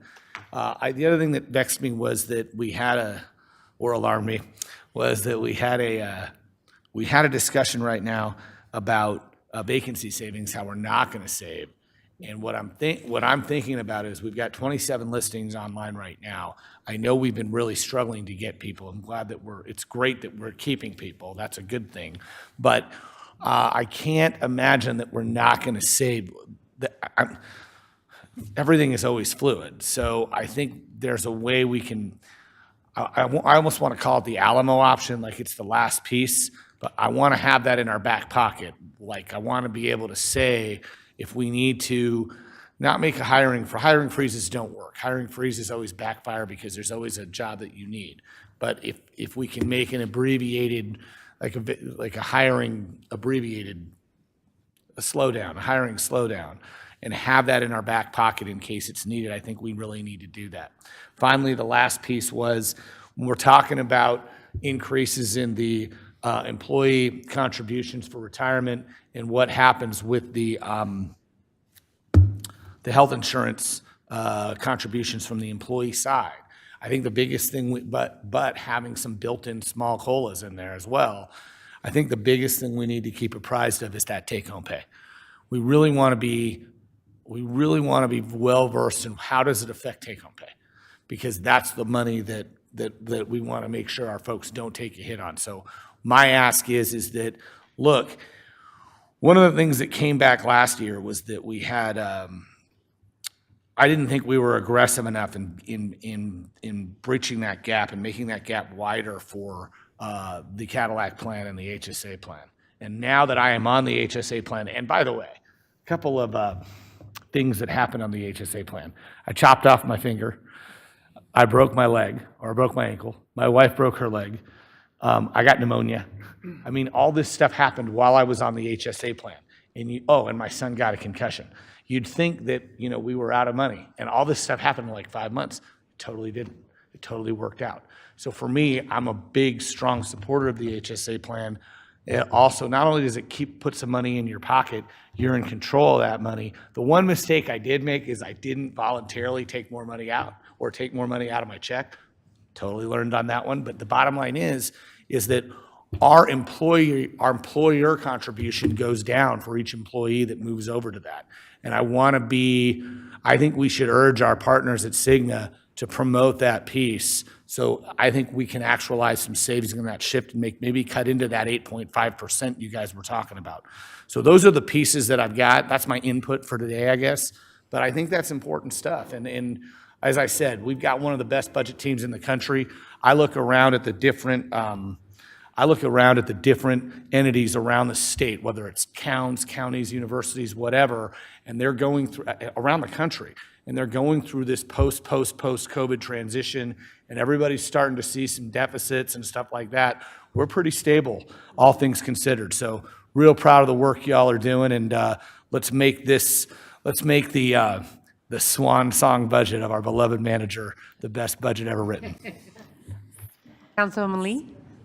Thank you, Mayor. I would second that. I think you all are amazing, and I'm a nerd, so I live for budget season too. City manager has definitely influenced my thoughts around budget season. So this is just kind of a random question, probably more for the mayor. I know last year, the legislature, we received kind of a bulk of money to help offset the flat tax. And I think they're still dropping bills. And I know the league does a really good job of advocating. But one of my questions is there any room for advocacy, especially if we're looking at significantly more than we thought? So that's kind of, any thoughts, Mayor? Yes, Councilwoman. That was the first thing that I thought when I heard the 13 plus 17 possible deficit in our budget. And the flat tax is really causing the deficits, and it's causing the deficits for all cities and towns that receive state shared revenue. And the league actually was very active in trying to persuade the state legislature to not go in that route, and then found a solution. In terms of budgeting, the budget would reflect more funds into cities and towns, but there's bad math there. And one of the issues with a flat tax is that it benefits the wealthy more than the working families of Arizona. And so I believe there's still some advocacy we can do. Not sure if we have a state legislature that will really listen to reason. So we have an incredible delegation in both House and Senate in the state legislature that will go to bat for the city of Tucson. So it's just a matter of having this conversation about what the flat tax is doing to the city of Tucson, and then having them pursue possibly a bill to repeal. But I'm not sure if we have any luck with the legislature that we have now. And it sounded like from the memo, I think you won't possibly have those numbers until the end of March or something. Yeah, okay, so that is concerning, but thank you, Mayor, for your input on that. I know we have the February 6th transit conversation, and I know the last time we talked about it, I had specifically said I would love to, in that conversation, know what cost and timeline would be associated, because it looks like there is assumption built in here that 25 and beyond, we're not allocating general fund dollars to cover fare-free transit. So I'm just curious what, just to make sure that we have that information. Hi, Sam. Going into that conversation on the 6th, so we know the full picture of that. Supplemental request, appreciate that you still will be gathering some of those, because I know I really like to know the full needs of our organization, or as much as we can. I would just ask City Manager, I know I shared with you debriefing on my code enforcement, ride along, just anything safety related. I really, if it comes in the form of a supplemental, that's going to be something important that I'll be championing, because I want our employees to have everything they need to do their job safely. So that's something I'll specifically be looking for when those opportunities are there. And then just completely, well, somewhat random, but it has to do with money. Impact fees, I know you had mentioned that you were kind of looking at impact fees and filling gaps and whatnot. I don't want to speak for Councilmember Cunningham, but I know both of our offices for the past 8 or 9 months have asked for the impact fee report that shows how much impact dollars have been generated in the region that Councilmember Cunningham and I share, and I would like to request that we get that data, especially as we're looking at money. So that is all I have, Mayor. Thank you, Councilwoman. Any others? Councilmember Fimbres, okay. I do. I want to, I really want to reflect the same thoughts that Councilmember Cunningham really talked about earlier in terms of the team. We have an incredible team, well prepared, and I too want to be able to, say goodbye to the city manager with the good budget in front of us in the community of Tucson. And I know that you've set us, the city of Tucson, and the residents of Tucson in a really healthy place. I think we are in a really healthy place. Of course, we get pissed off to learn what the state is trying to do and is doing to cities like Tucson across Arizona. for their failed plans. And so we've talked about evidence-based. We need to make sure that we work on our end to have a balanced budget that will treat our employees kindly, and the community investments that we're seeing through the investment plan continue. They're important, and I want to make sure that we, as we move through the budget process, that we do this together, and we do this with employees, helping us through this. Because I think that having a benefits committee and having conversations with our employees about contributions to their pension systems, et cetera, only gets us to the best possible outcome when we do it together. The other thing I wanted to talk about is the engagement with the community. Back in 2021, I believe, we and your teams did an excellent job to help our residents reflect on what their priorities were. And we presented what we currently invest in, and then gave, and all of this was done mostly virtually at the time. And we had an online survey that people could submit, and then we had town halls, virtual town halls throughout the community, and accessible days during the day, during lunch, during the night. So it was something that we coordinated. I would love to be able to help coordinate that again, so that we can have access for the community to participate in the budget process. It's really the best way to figure out where are the residents of Tucson when it comes to their budget priorities. What do they want us to invest in?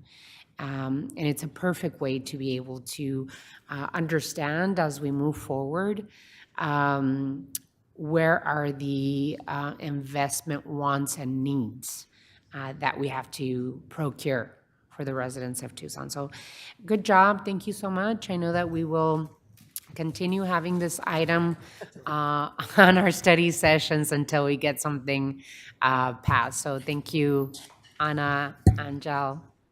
Good job. Thank you, Mr. Manager. We move on to item 8. Mayor and council approval is requested for the recommended locally preferred alternative, or LPA, for the Tucson Bus Rapid Transit System on Stone Avenue. We've selected. So, Mr. Manager, I know that you have a presentation on this. We do, Mayor. Thank you. So this is an opportunity for you to not only weigh in, but also provide us some direction on what we would call the locally preferred alternative. That is a requirement as we go down this path of not only identifying the location, but then going after funding. There is a process that we followed. I'll turn it over to Sam Creedy, our director, to go over the detail. So. Thank you, Mr. Manager, and good afternoon, Madam Mayor, members of the council. I do have a brief presentation, and then I'll be happy to answer any questions either during or after the presentation. So what I'd like to do is just give you a quick overview of Tucson's first bus rapid transit project called Tucson Rapid Transit. But before doing so, I just kind of want to level set where we're at in this process. So many of you know that we've been working on a plan called the Tucson Norte Sur, which is a land use planning and policy development plan that has been ongoing for some time now. That plan is really focused on high-capacity transit corridors related to affordable housing, multimodal connectivity, cultural preservation, and equitable policy development.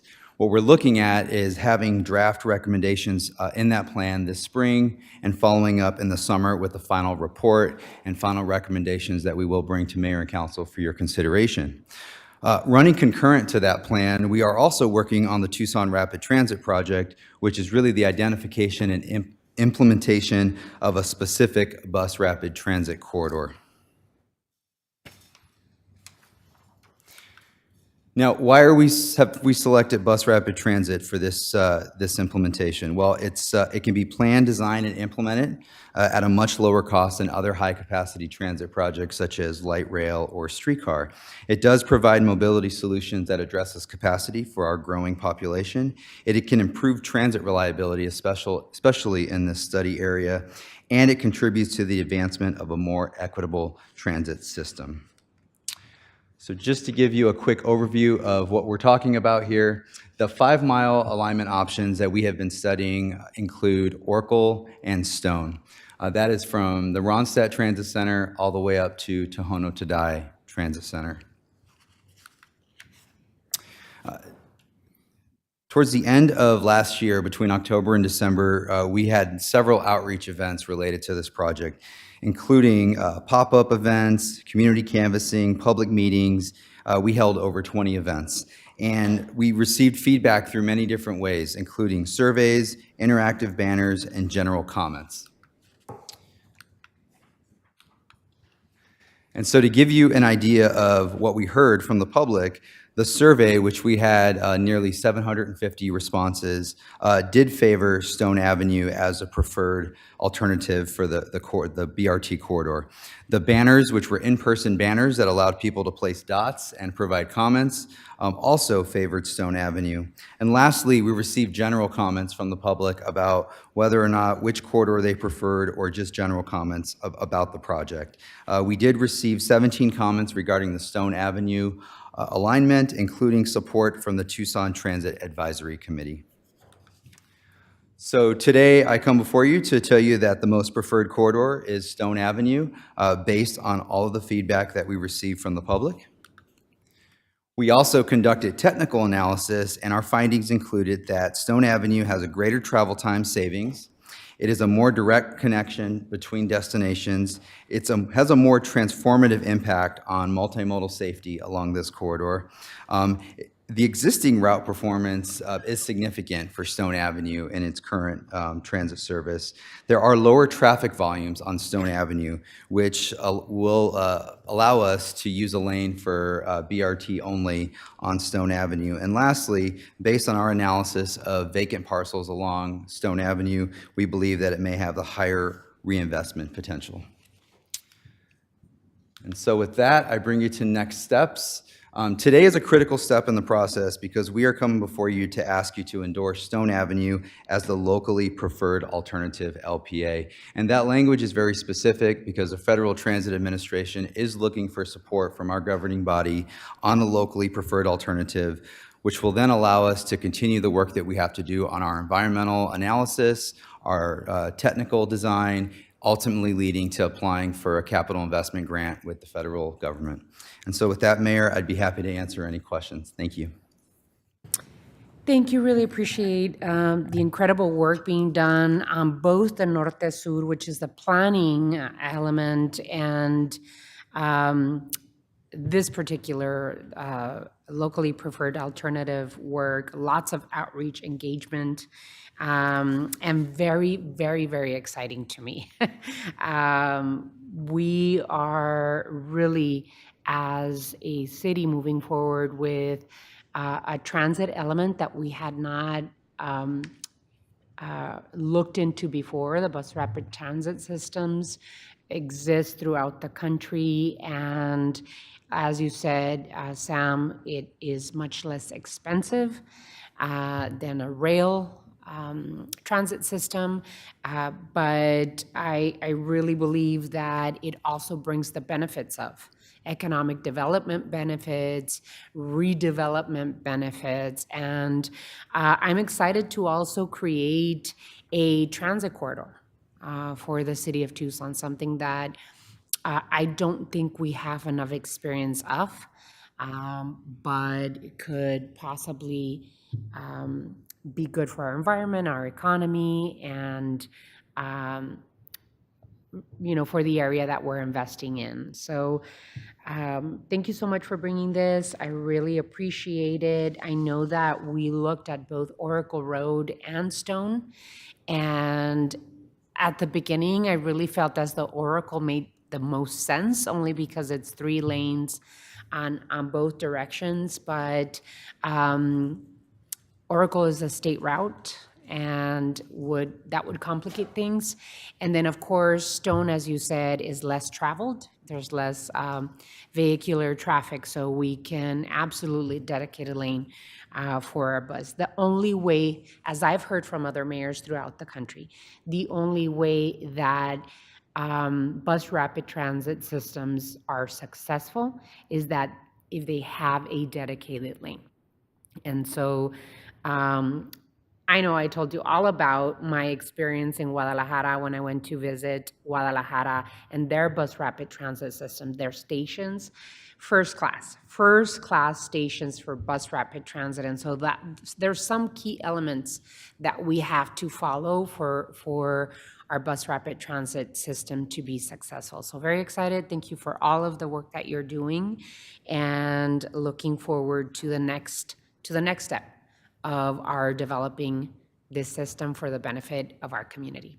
I know the Vice Mayor has interest, a little bit of interest. A little bit, yeah. In this route and in this project. So Vice Mayor, go ahead. Thank you, Mayor. Sam, great work. Both routes made sense to me, and I'm glad we did the outreach because there's a clear winner. I think it's important to remember that there's resources along Oracle. We have Tucson House, Wildcat Inn, a lot of other housing, Milagro on Oracle. And if in the planning, and I'm looking at some of the planners over there, make sure to think about how we can make it easy for people in those situations who may not have cars to access the bus rapid transit. One quick question.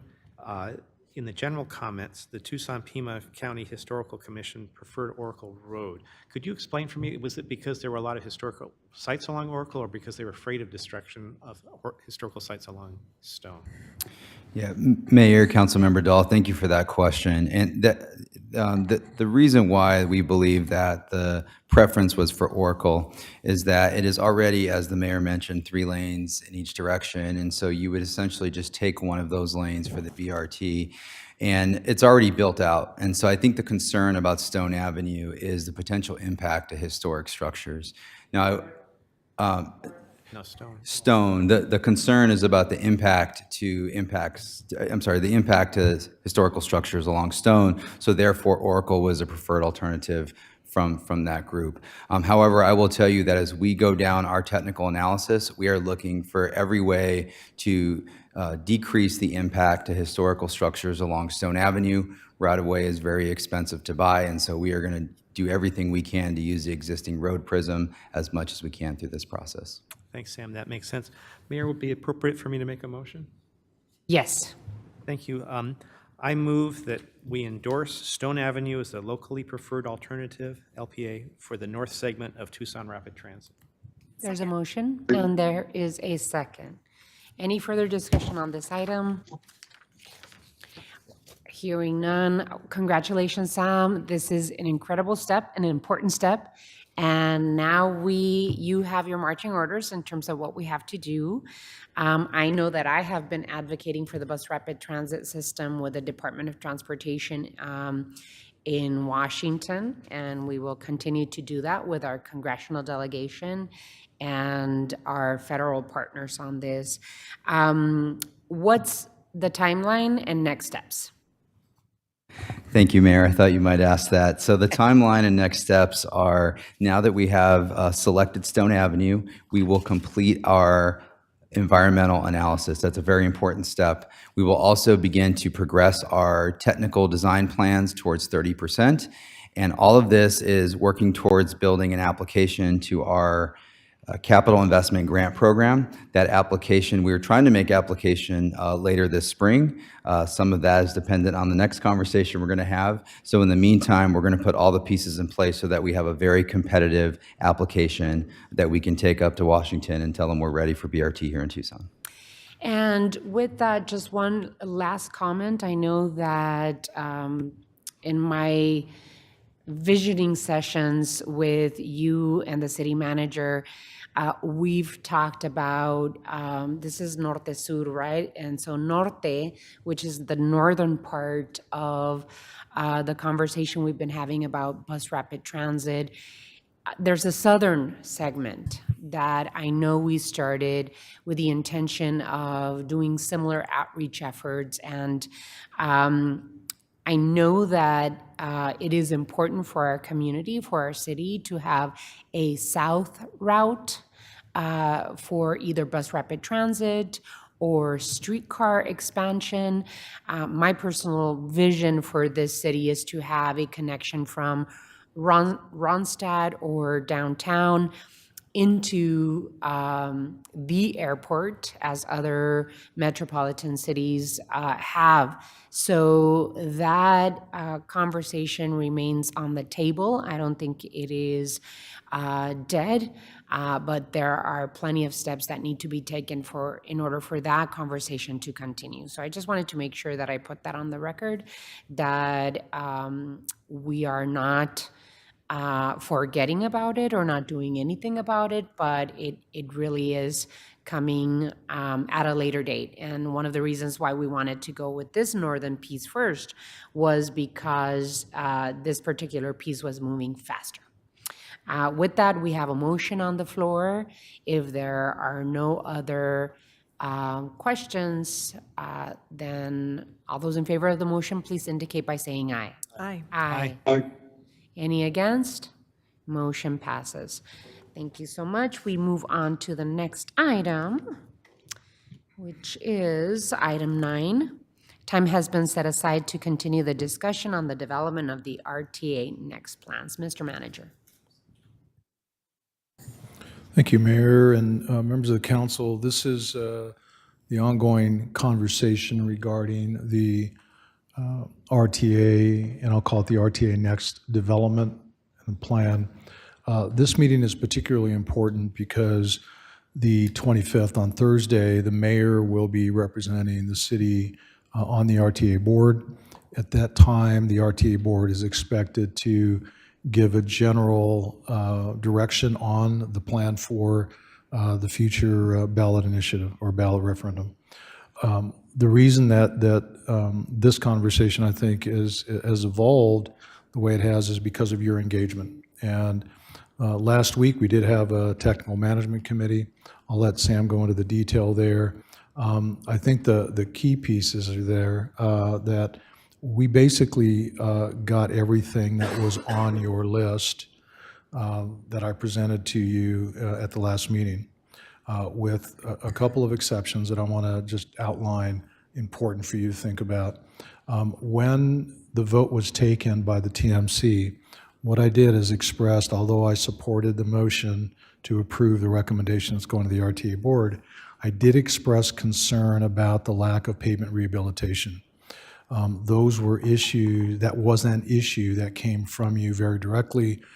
As I had mentioned to you in at least 2 of the previous meetings, there was no support on the RTA board, or excuse me, the jurisdictional members for inclusion, but I did voice that because I know that that was important to you, and you had provided me direction on that in the past. So I just wanted to make sure that was clear.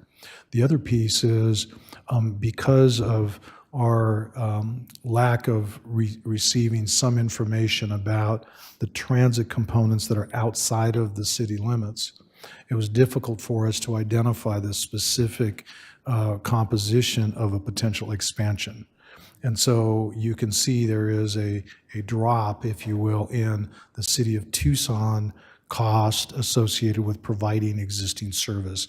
We had made assumptions. We actually think that our assumptions are accurate, but without getting into all of the detail, the bottom line was there's $610 million for the transit component or element, a component of which is expected to be existing services across the entirety of the region, the BRT, which Sam just discussed here a bit ago, as well as expansion.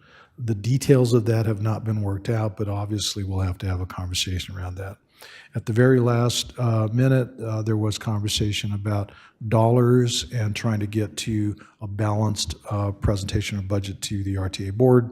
I owe Councilmember Lee an apology because there was conversation about potentially rescoping Marianne Cleveland Way.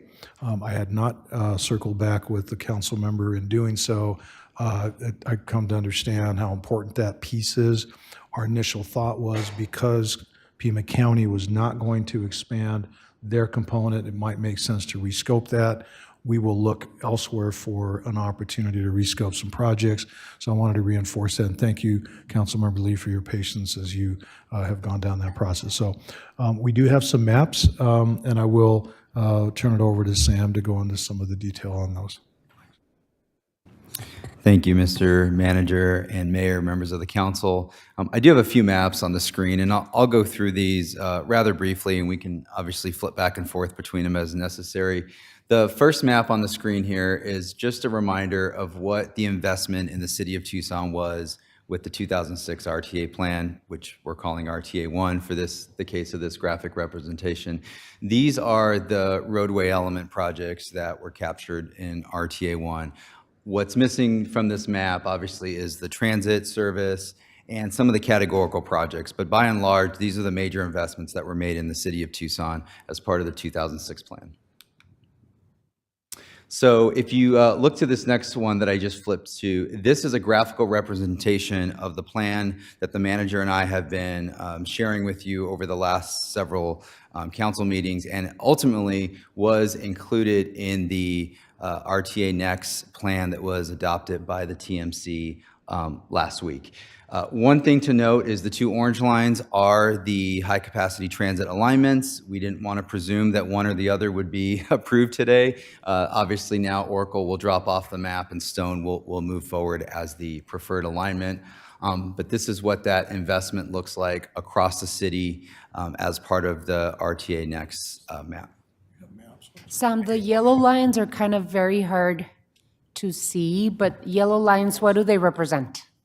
So yeah, let me walk you through the legend really quickly. Okay, good. So the orange alignments there are the Oracle and Stone BRT represent the high-capacity transit project. And as I'm doing this, the manager is passing out some hard copies of the map so you can see it a little closer up. That's okay.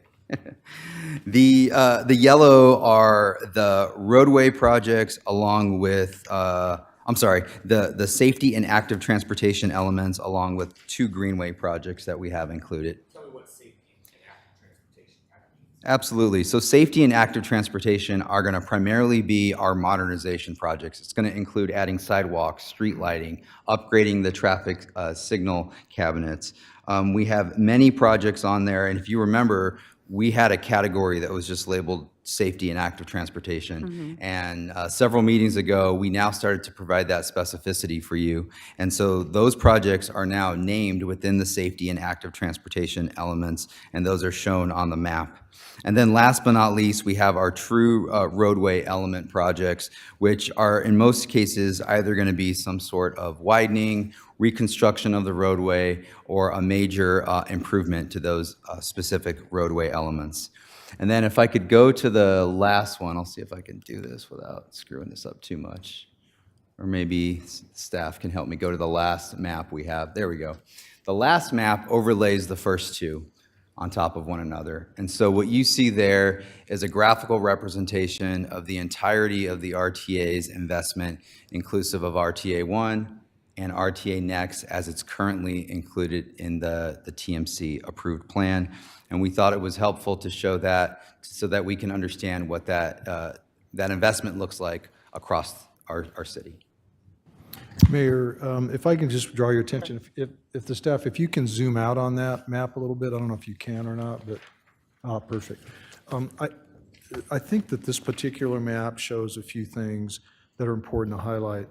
So if you remember, when we started this discussion, we really were focused, because of the direction we received from the RTA, on roadway projects. Because in the RTA 1 of the 2006 RTA plan, that was the focal point. And so if you look at the blue lines on this map, you can see the investment and how much more significant the roadway element was in that RTA 1 project. So you look at that and then you compare that to the purple, and you can see how little there is in the RTA Next. Yeah. Now, if you recall, I'd suggested let's not get too excited about that right out of the chute, because we are going to look at the safety elements and the active transportation elements as a way to accomplish more investment within the city.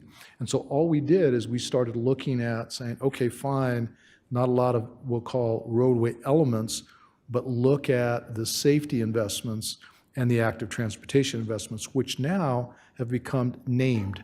So we've actually listed them so that we then, as the city of Tucson, can show the voter what that return on investment is for them. And that's really an important piece there, okay? Now, ultimately, I think it's, again, the holistic picture of the investment within the city of Tucson to include all elements, including transit and some of the things we've already talked about. So I wanted to point that out because I think that graphic representation not only demonstrates where the improvements were made, but the magnitude of the improvement from RTA 1 to the RTA Next. It gives you a real good comparison of where the investment was made. And you can see the needs were very high on the east side in RTA 1. The needs are elsewhere on RTA Next. And I think that's just a function of what the capacity was as well as the need at that time. So again, it's just an ongoing conversation as our systems are much more mature, today than in some of the other jurisdictional areas. So Mary, happy to answer questions. Just wanted to point that out. I think there's a story there. I know my colleagues want to comment. Councilmember Cunningham. You got a few things. Again, this is all respect to the RTA board. This is a tough thing. You're bringing in a bunch of jurisdictions. You're trying to do all the right things. There's a couple things that I've kind of brought to this table multiple times, and where I said, look, we're making progress. We're in the right direction, but it kind of plateaued a little bit. We plateaued on what that ask is. You go back to that blue slide, the RTA 1 slide, we still want some type of modernization. The other piece is that I'm looking at I'm assuming that's a Camino Seco, but I don't think it is. It looks more like it's closer to Brown Road. Say again? Councilmember, you talking about the yellow line? Yeah. I believe that's Camino Seco. So my question is that on the safety and expectation elements, first of all, I've got some things at Camino Seco that I already go through, but the other piece is that is that going to include some pavement modernization in that process? And so we talked about for a while taking a look at this RTA 1 piece. And we talked about looking at these projects that we did and saying, hey, isn't there a way we can get a little Thaddeus, a little money to help us with the modernization piece on some of the roads that we've already done? And we wanted that built in, and we've asked multiple times, multiple people at this. You mean pavement preservation? Yeah, for the pavement, not really pavement preservation, it's pavement modernization, because look, one of the things in the RTA's mission is they can't ask us to do maintenance. But what they can do is when we go in and we want reflective lane lines that are a big safety piece, we have to put the right surface down to do that. So we get a little 2-for-1 action, but those modernization projects can be in there. It's a very modest amount. It's not like we're asking them to build and engineer new roads. We're asking them to help us with that sealant and surface model so that we've got the safest roads possible. It gives us the opportunity to augment bike lanes, and when you're doing that, you want to make the ride a little smoother. That's all real easy stuff to ask for, and I think that's the piece that's missing right now. Look, I like that the RTA is working with us. We all know that we're partners. We've used words like we're going to go it alone if we don't get it right, and we've got that in our back pocket right now. But the bottom line is that ultimately we want to be good partners. The one thing that I'm very encouraged in is I don't see any what I call CNCs. Those are the projects that I call city, not city. Those are the projects where they call it a city project and 90% of the people who drive it don't live in the city. And so I was like, well, that's kind of not really a Tucson project. To be fair, not a lot of CMCs on here. Each of these projects are bona fide city projects that are gonna help out bona fide city residents. So we're on the right track. They've done the right thing on that piece. It's this one little capstone that needs to be there. You know, we took on all that new infrastructure and we've maintained it, but they've got to pitch in a little bit, and I think that's only fair. So that's my piece on this. Look, I think we're right there, but the bottom line is that first of all, really, the other thing that's a little flawed on this map is that you can take this 20-second thing off because they didn't build it yet. You can take this Houghton thing off because they didn't build it yet. And you can take this 20-second piece off because even though it's allegedly fully funded, they haven't built that yet either. And I get calls in my office every single day about it. So before we start talking about this, that, and that, and that, and this, I'm saying, hey, you got to help us keep up with what you've already invested in. And I've been asking for that for a year, man. Like, so I'm not frustrated. It's not that. I think that the intention of the RTA is good. And I think they are negotiating with us in good faith. Let's get over this one thing that we've talked about over and over. Modernizing several of the projects from RTA 1 at pretty much pennies on the dollar for what they cost is a good investment by the RTA. It'll help it get through to the voters. It'll be a good move it'll be a smooth move on their part too. So that's what I think we should ask for. All righty, any others? Councilwoman Lee. Thank you, Mayor. Just in looking at the materials, I'm curious if we could get some context for City of Tucson agrees to cut from the above list $20 million. There's another line, I'm guessing that's Pima County agreed to cut $20 million, and then there's a $75 million cut here for dedicated regional funding. Can you all explain kind of what that's about and how we got to these commitments?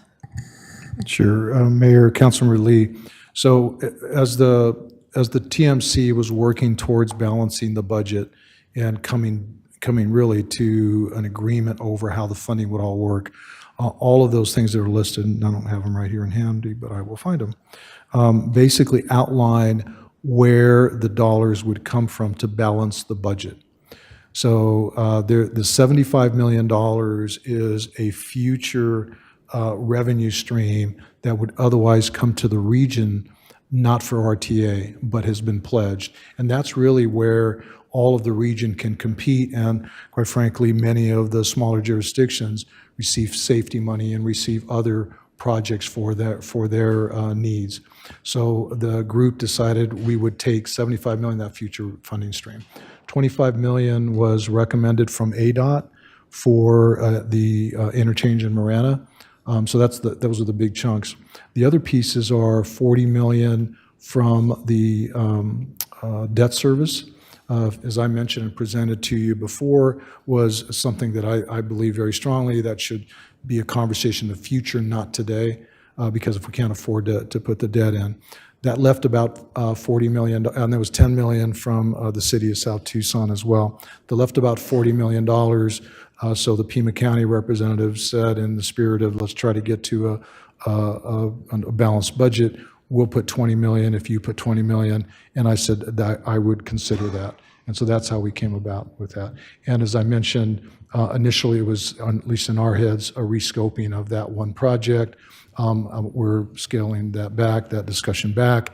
And I do have an expectation that as we are successful in future grant money, those would go towards that $20 million shortfall. Okay, well, thank you for the explanation. Just because in looking at this, I didn't see any other jurisdiction that had agreed to reduce their portion of RTA Next projects. And I know that's been something we've talked about a lot, is the fact that City of Tucson taxpayers are paying, what, about 60% of the bill for this entire package. And I know I'm still very much committed to making sure that they receive that level of investment back into the City of Tucson. So that's something that I really feel passionately about sticking to our position on. So I'm not sure where that puts us from an overall percentage standpoint while they're balancing things out, but that's something I'm curious about and want to make sure we stick to. With respect to Mary Ann Cleveland, yes, thank you for sharing the ideas around that. Just to be clear, that's a project that I have heard, as the representative out there over and over, that it's important for the folks who live there. There's schools, there's housing. We're looking at H2K. If the county wants to not listen to the residents out there and they don't want to do their portion, at least we can fulfill our commitment to the city of Tucson residents and have a great experience and safe journey for folks on Marianne Cleveland there. So that's definitely our number one. We have 2 projects above the line, and that's the number one. And that's really important that we continue that. And then the last question I have or comment is kind of just around this whole process and timeline. I know we've talked about this so much, and Councilmember Santa Cruz had a great analogy of acrobatics last time, and that's what this continues to feel like. And so for me, I'm kind of the mindset of what are our hard lines, like our non-negotiables, and how can we define those as a team and be really clear on that? So Mayor, as you go to your table and have conversations, at least we can say, here's where we're not going to budge, whether it's 60%, whether it's pavement preservation. And then I know at one point we put a timeline on ourselves and said we need to have a decision by this day. And I just feel like if the team feels that might be helpful, this just feels like the never-ending story. And I'm hoping maybe we can get some clarity around what exactly we want and by when. Otherwise, I just feel like we're not getting traction. I know Councilmember Cunningham feels differently, but it just feels like we're kind of losing traction if we're losing $20 million. And so those are my concerns, and those are my priorities heading into continued discussion. Well, I think it's important that, we do say, state for the record what exactly are our non-negotiables, right? If you, Councilwoman Lee, do not want to negotiate Marianne Cleveland Way from $60 to $40 million, because that's the 20 million that was projected to come off because of the lack of commitment from Pima County to build up Marianne Cleveland Way on the county side. And so that's what I want to hear. I want to hear my colleagues tell me, I know that Councilmember Cunningham for a year or more has been saying we need pavement preservation in order for us to be able to upkeep and maintain the RTA1 investments. For me, I appreciate Pima County for coming to the table with a proposal. I know that we had gone to the table with our own proposal based on the needs of our community and based on the input that the residents gave us during Move Tucson process. I know that the sales tax generated inside the city of Tucson are at least 60% of what is generated for the RTA. Based on the numbers that we have now, that percentage committed to the city is 50.8%. So for me, it's going to be, what can I tell the residents and taxpayers of the city of Tucson that will benefit them, right? It's all about return on investment to the taxpayers of the city of Tucson, and that I would be able to, when I go on Thursday and commence the conversation of finalizing a plan, that's the question that I'm going to ask my colleagues in other jurisdictions at the table. Will you be able to go back to Marana residents, Oro Valley residents, Sahuarita residents, and see your residents in the eye and say this is a good deal? I don't know if we're going to be able to do that as the city of Tucson. So I appreciate the work that is being done by our colleagues in Pima County. I know that, as Councilmember Santa Cruz has says, we've gone through acrobatics to play nice and be good regional partners. But at the end of the day, we all, this mayor and council, as policymakers and elected officials representing the taxpayers of the city of Tucson, will have to make the call in terms of, is this a good deal for our residents? And what are our non-negotiables? I think pavement preservation, we have been clear for the last year as a mayor and council at this table and at the table of the RTA that we need some money for pavement preservation. So anyway, I'll continue opening up for comments from my colleagues. Vice Mayor Dahl. Thank you, Mayor. That's a stark number. You think it's 10%, but it's not. It's 16%. So of tax money from the city of Tucson, 16% are going for great streets outside of Tucson. People who live outside of Tucson often come into Tucson. I very seldom go to Suarita or Marana, occasionally, but I'm not getting a whole lot of value for 16% of my sales tax going outside for transportation when we have such needs in Tucson. So I hope, Mayor, that we can negotiate a higher percentage. Bottom line for me is I have not been impressed in my 2 years here with the leadership at RTA, and I think that's going to be a great detriment to passing.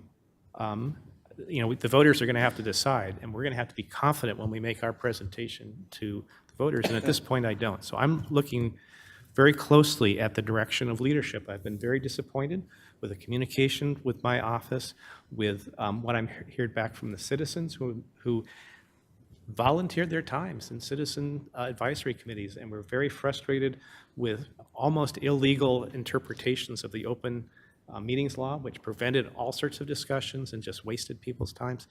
So I just mentioned this because we're talking bottom lines.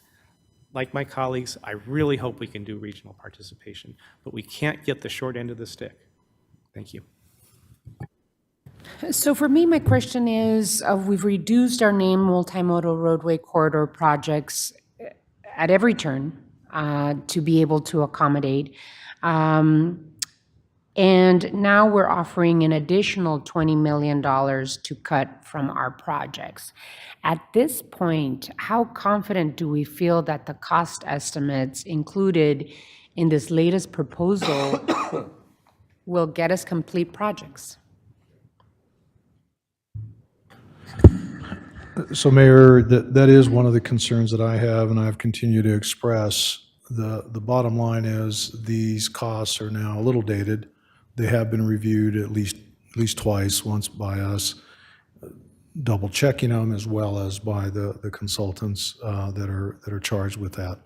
I think that as this moves forward in the not too distant future, like within the next short, maybe a few months, all of those costs have to be scrubbed again, because it concerns me that there are costs out there that again, I've got confidence based on the time when they were done.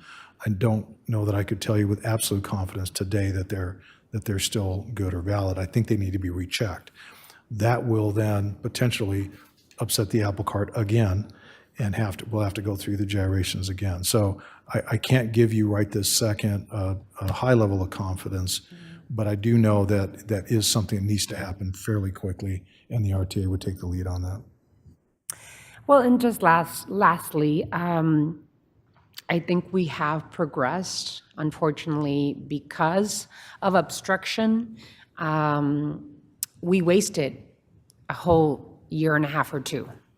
And because of the work that this mayor and council have done, and our city manager and our transportation and mobility director and his team, Sam Credio, we went ahead and said, hey, this is what we want. We put our own plan together, and that mobilized the conversation at the table, both at the RTA board and the TMC, the CAC. So I see that there is progress. I have concerns regarding the return on investment of our taxpayer, and there's still some gaps in the plan that we have in front of us. I appreciate your input, and we have an RTA meeting on Thursday. This team is going to be at that table, and so any further input, we're available to you all the way up until 11 o'clock on Thursday. Any others? All righty. Thank you so much, Sam, for your work. Thank you, Mr. Manager, for your work. Really appreciate what you do. We move on to item 10. Item 10 has been continued at the request of Housing Community Development and Councilmember Richard Fimbres. Item 11 Time has been set aside for mayor and council to receive an update on state and national legislation and regional committees. We do have Kathy Sensman on Teams, available via Teams. Before I give the mic over to Kathy, I know that a session at the state legislature has started, and there's bills being dropped fast and furiously. But I do want to take this moment, this opportunity, because this is state and national reports, to talk about my recent trip to Washington, D.C. on behalf of you all and the residents of the city of Tucson. First and foremost, today we hosted Arizona Governor Katie Hobbs at the Tucson Convention Center as she gave her annual report to Arizonans. It was wonderful to hear her share her priorities for 2024, and I continue to be grateful for her engagement and willingness to invest in Tucson and Southern Arizona. From investing in our infrastructure through her budget process, budgeting for Drexel Road Bridge, to her incredible investments, millions of dollars invested into our unsheltered homelessness and affordable housing crisis, to her making sure that our children have high-quality public schools. All of the partnership with the governor is appreciated, and I was happy to host her at our very own TCC. I also want to thank the Biden-Harris administration and our congressional delegation for bringing in $95 million investment that will expand the final 26 miles of I-10 between Tucson and Phoenix into a 3-lane freeway on both sides. And that was many people working to make that happen, including the governor, our senators, and our congressional delegation. I even put in a couple of calls to Secretary Buttigieg in our congressional delegation. It really took many people to bring that $95 million into Arizona and I-10. That's the abandoned outlet mall to the. Yes, and that's where really where we get the delays on I-10. And so I'm happy to report that I spent the last week in Washington, D.C., working on behalf of the residents of the city of Tucson. Dre Thompson, CEO and president of the Tucson Industrial Development Authority, and Francisca Villegas, the city of Tucson Small Business Program Manager, came along with me. While in D.C., we met with Senator Kelly, Representative Grijalva, Representative Gallego, Representative Stanton, and Representative Siscomani. I provided each of them the updates about the work we are doing here in Tucson. We were able to talk about our prosperity initiative and the way it underlines our holistic and layered approach to reducing poverty and increasing investments in our neighborhoods and our residents. We were able to share information about the implementation of Tucson Resilient Together, our climate action plan, as well as our housing affordability strategy for Tucson, and our work, and our incredible work with unsheltered homelessness. I continue to seek support for infrastructure projects and affordable housing projects that are important to us here in Tucson. We shared updates about our work to put the right work in the right hands, including the work of our public safety and community safety teams, Housing First, 311, and more. I was able to share about our Transform Tucson initiative along with Dre Thompson and Francisca Villegas, especially the Avanza Fund at the Latino Alliance session, which, by the way, I'm the chair of the Latino Alliance of the U.S. Conference of Mayors. We invited Health and Human Services Secretary Javier Becerra, Acting Secretary of Labor Sue, and Tom Perez, Senior Advisor to President Biden, and they said yes. They came and presented to our Latino Alliance session and really presented all of the programs that are available for cities. But we used Avanza Fund as a best practices example for other cities that have growing Latino populations in their community. We also stopped with a small business administration administrator, Isabel Guzman, and her team. We have unique opportunities to collaborate together as we expand the impactful work throughout Tucson and Southern Arizona in small businesses. We bragged about Tucson having the first and only green bank and the opportunities that the green bank can create for businesses to access capital, mortgage support, and more. We were also able to spend some time with a team from the Environmental Protection Agency and a team from the Department of Transportation. We're making sure that they know our priorities here in Tucson and how important it is for us to work together to be able to identify continued opportunities for funding support. I was fortunate enough, and I was one of 4 mayors throughout the country that was invited to speak directly with President Biden at the Oval Office. That made my 30-hour trip to Washington, D.C. All worth it.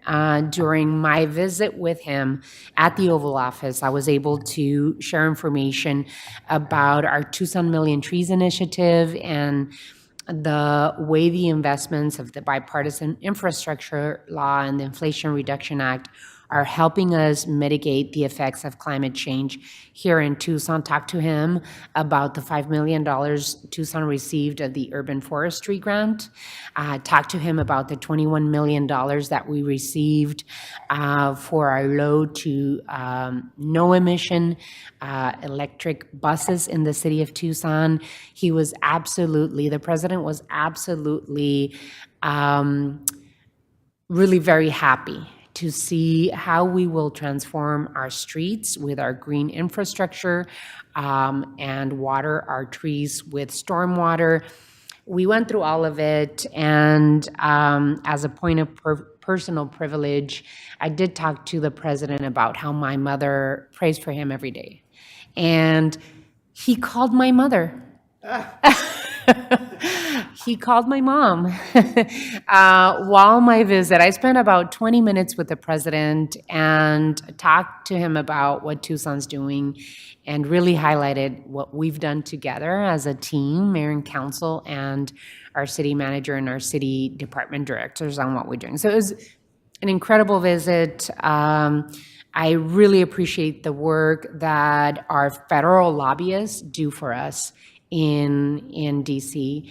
Tracy Tucker of Tracy Tucker Valenzano are incredible advocates for the city of Tucson, and they really make me work when I'm there.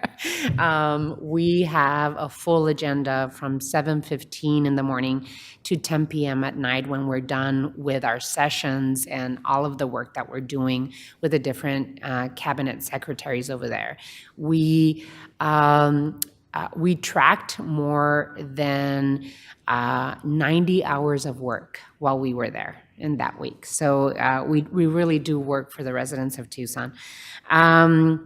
So just wanted to make sure that I gave you all a report of the work that we did while there before we started our conversation of the state and the work that Kathy and our state lobbyists are doing for us up in the Capitol. So with that, Kathy, I know you have a lot to report. Please share with us what you know so far. Thank you, Mayor. I wish I was coming to you with something cool, like I got to meet the president, but I got nothing. I did see the governor the other day. That's about it. But I was in town last Thursday, and so really want to thank Lane for sitting down with me, and then also got to see Mike Ortega for a few minutes, and so it was good to be in town and kind of talk a little bit about what we got going on at the Capitol. Really quick, we're on day 16. Our legislative session, as you may know, is usually calendared for 100 days, but we haven't done 100 days in I don't know how long. Last legislative session, it was the longest legislative session in history of the state. So everyone kind of jokes that it'll hopefully be shorter this year. Typically in election years, it is a shorter session, but we are just getting started. Usually they introduce about 1,600 bills in a session. We're just a little over 900 bills introduced. The Senate has until January 29th and the House has until February 5th to continue to introduce bills. So we are on track to have 1,600 bills. I and Lane and Charlene Mendoza in the mayor's office, we've been poring over bills and trying to synthesize those and hope maybe for your next study session, we'll be bringing a list of bills for the mayor and council to consider taking positions on. I did want to share with you just a couple quick things. There is a system called the Request to Speak system where you can sign in to support a bill. You do have to be physically at the Capitol to register, to want first-time registration, and then after that, you can register a position. So if any of the council members would like to take advantage of being able to weigh in on bills, I can certainly get you registered when next time I'm at the Capitol. Just let Lane or Charlene know, and we can help you with that. The next big deadline, just to be aware of, is February 16th. That's the first committee deadline. So those 1,600 bills I talked about, if they are not out of all of their assigned committees, so if it was assigned to education or government, if it hasn't passed those committees by February 16th, then the bill is dead in the process. So we'll go from 1,600 to a much more manageable number pretty quickly. The other thing I just wanted to share really quick is we've got some great Tucson delegation members that are on some key committees. You know, starting with Representative Stahl Hamilton, who's on the Appropriations Committee. As you guys know, you were talking about budget today, how important that committee is. She's also on the Natural Resources Committee. You know, we've also got Representative Mathis, who's on the Health Committee and on the Natural Resources Committee.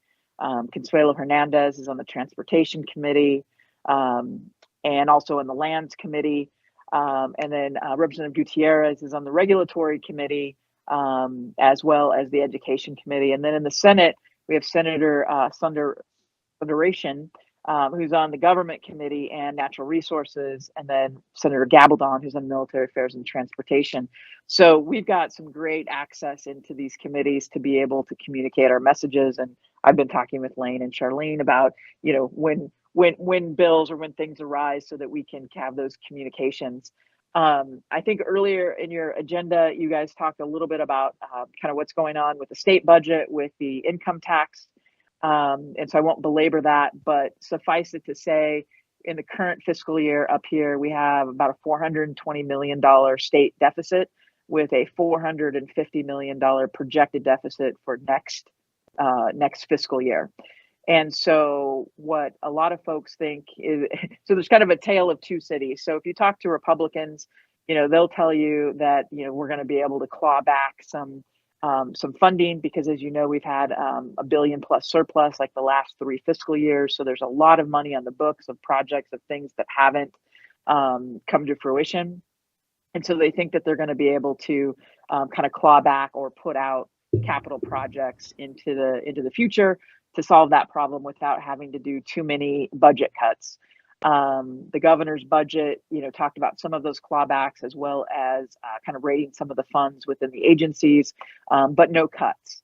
And so we're keeping a very close eye on the situation just because state shared revenue always seems to be on the chopping block, you know, first out of the gate. So we're watching all of that very, very closely. And, you know, that's probably going to be one of the major issues of session. We are expecting a special session this coming up very soon.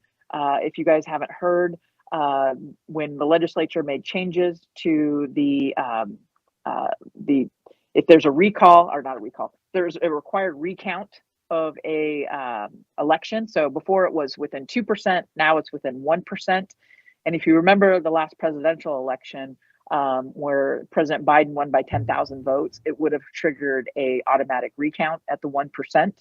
And so because we changed that, it puts the recount period past when we would have to certify the election to the feds, to the Electoral College. So we are anticipating a special session in probably maybe start talking about it next week to resolve that situation that we have with the automatic recount in the statutes. I have heard that things are going well between the governor and the legislature in negotiating what that bill would look like, but we'll see what the devils in the details look like. And so I will pause there if there are any questions anyone has. And I'd also just say, we'd love to have anyone that wants to come up to the Capitol to meet, any of our delegations, spend a half day or whatever, talking about Tucson issues, talking with our delegation. They love to see you guys. And since we are without an intergov, we would really welcome the opportunity to really stay front and center with our Tucson delegation. So I will pause there. Are there any questions, Mayor or council members? Be happy to answer any questions. Thank you, Kathy. Really appreciate your work up there for us. Any questions, comments, concerns that Kathy should carry with her as she looks at the bills that are being funneled through? Kathy, there's no questions from my colleagues, but I have to ask, because we're just talking about budget and that flat tax is really beating us up. What are other cities and towns in Arizona experiencing? We just heard from our business services and budgeting office that we thought we would have a, $13 million hit. It's really 13 million plus 17, which is more like 30 million. Any chance that the League of Cities and Towns, other cities and towns will push back against this flat tax? Because we have a 2/3 majority requirement to raise taxes, it's very difficult to, I think, address that immediately. You can cut taxes with just a simple majority, but in order to raise taxes, it requires a 2/3 majority. So given the political makeup of this legislature, I don't think they're going to make any changes there. I will say that when they did the flat tax, they did increase our state shared revenues to try to offset some of that. But what I'm hearing from most cities is that's not even adequate for what it is. Tucson is lucky in the sense that we don't have a rental tax. So a lot of cities are actually looking at, kind of down the road into FY25, even a bigger impact to their city budgets because of, not only is the flat tax, less revenues coming in, but now they're also going to lose the rental tax. And as you know, for City of Phoenix, that's I think it's like $90 million for City of Phoenix, for Scottsdale and Tempe and others. It's in the 10 to 15, even $18 million range for them. So, we may be hurting with the income tax, but other cities are actually looking at a much bigger mountain in front of them that they're trying to solve for in their budgets. But no one's happy with it. Everyone's talking about it. But there's just not the revenues there to do much about it, unfortunately. And with that 2/3 requirement to raise taxes, I'm sorry to be kind of the Debbie Downer, on this, but I just don't know if there's going to be a lot that's going to be done to address it. The economists do predict that by, I think, FY26, maybe 27, which is not any great news, but that all of this should kind of flatten out and the economy should be back on track, which isn't great news, but at least hopefully there's some end in sight. Well, it'll be back on track because we're going to have to cut so many primary services that, that's the only way to be back on track. Cities and towns have to pass a balanced budget, so we don't have, any other choice than to cut. So if you hear of any willingness from either the League of Cities and Towns or other cities and towns outside of the league that are willing to maybe sign on a letter, just so that we can put into the record our concern and dissatisfaction with these two issues. I mean, we don't have a rental tax or a food tax in Tucson, but I was always very supportive with other cities and towns across Arizona that did have the rental tax. And so I'm just wonder, Kathy, if you can kind of, figure out what's happening. What are other cities wanting to do about this particular issue? That would be great. Absolutely. And both Lane and I, we have 2 separate meetings, but we meet with the league on a weekly basis on Friday afternoons. And so I will absolutely bring that up in my meeting with them. And I know it's a concern by every city. But again, it's just where we're at in the budget. It's just not, we don't have the same dollars available. It's a toughie. Any others? Alrighty, thank you so much, Kathy. Looking forward to continue our work. I know that you really want to make sure that we hire someone soon in our intergovernmental office, but I know that Lane Mandel has been doing great work, as well as Charlene has been stepping in and having putting together a strategy and a plan with you. So appreciate your presence. Anything else that you wanted to mention to us before we let you go? No, I just thank you for that shout out to Lane and to Charlene. They have really stepped up and are probably sick of my emails, my phone calls, and my text messages. But please know how appreciative I am and how hard they're working right now to kind of synthesize everything. The first month, 2 months of the session is really kind of crazy.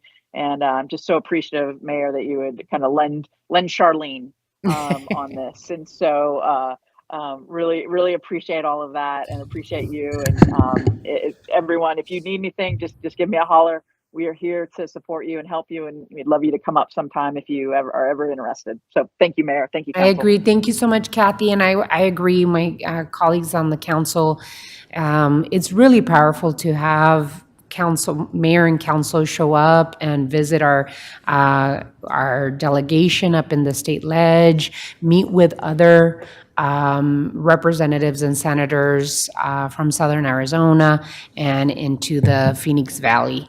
They really appreciate hearing from us. So I really invite you all to attend. Kathy, thank you. Thank you for your time. Really appreciate you. Appreciate it, Mayor. Thank you so much. Bye-bye. So we move on to item 12. Does anyone have any items to remove from the consent agenda in the regular agenda? All righty, hearing none. We move on to item 13. Does anyone have any future agenda items? All righty, hearing none, study session is adjourned. The regular session begins, at 5:30 p.m. The next study session will be Tuesday, February 6, 2024. Thank you all so much. We have a little bit of a break. Hopefully you could take a little walk, and we'll see you here at 5:30.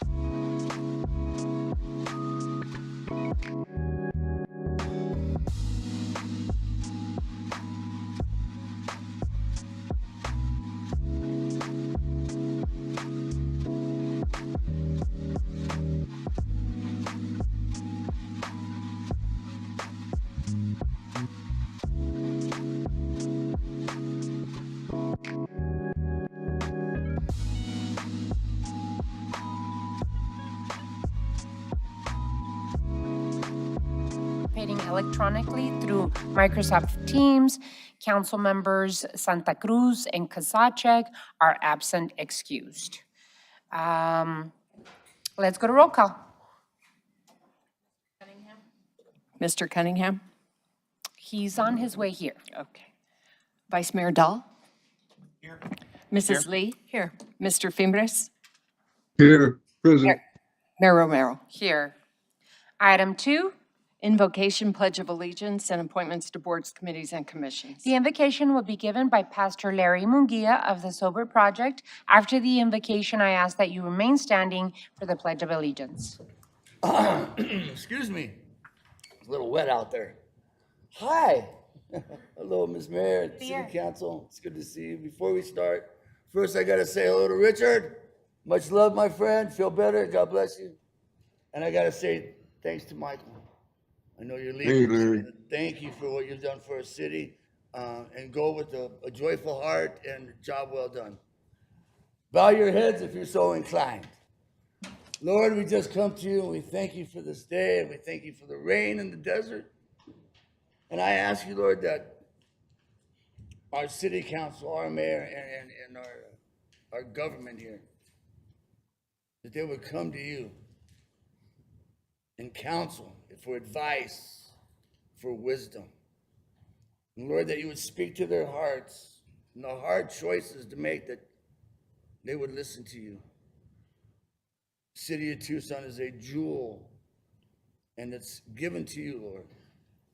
So protect it, keep it safe, and use it for your glory. In your name we pray, amen. Amen. I pledge allegiance to the flag of the United States of America and to the republic for which it stands, one nation, under God, indivisible, with liberty and justice for all. Thanks, guys. Thank you so much for gracing us with your presence. Thank you.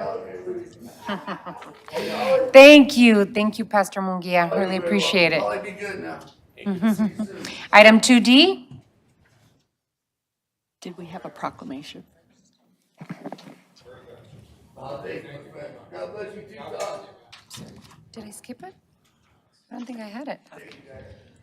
Hold on.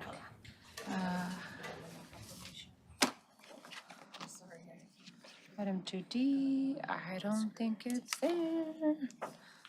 Okay. Alrighty, before we move on to item 2D, we have proclamations, and today we have gracing us with his presence is Chairman of the Pascuayaqui Tribe, Chairman Peter Yocupicio, here to receive it. I'll go up and read the proclamation. Chairman, if you'd like to join me over here on the mic, I'd be more than happy to deliver this for you.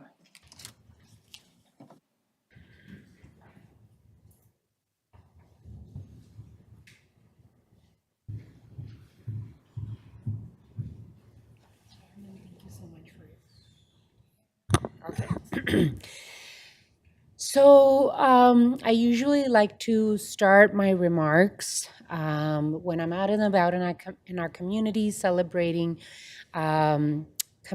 celebrating neighborhoods, celebrating investments in our city. I usually like to start with the recognition that this land deserves, and I like to ground myself in the history of this land.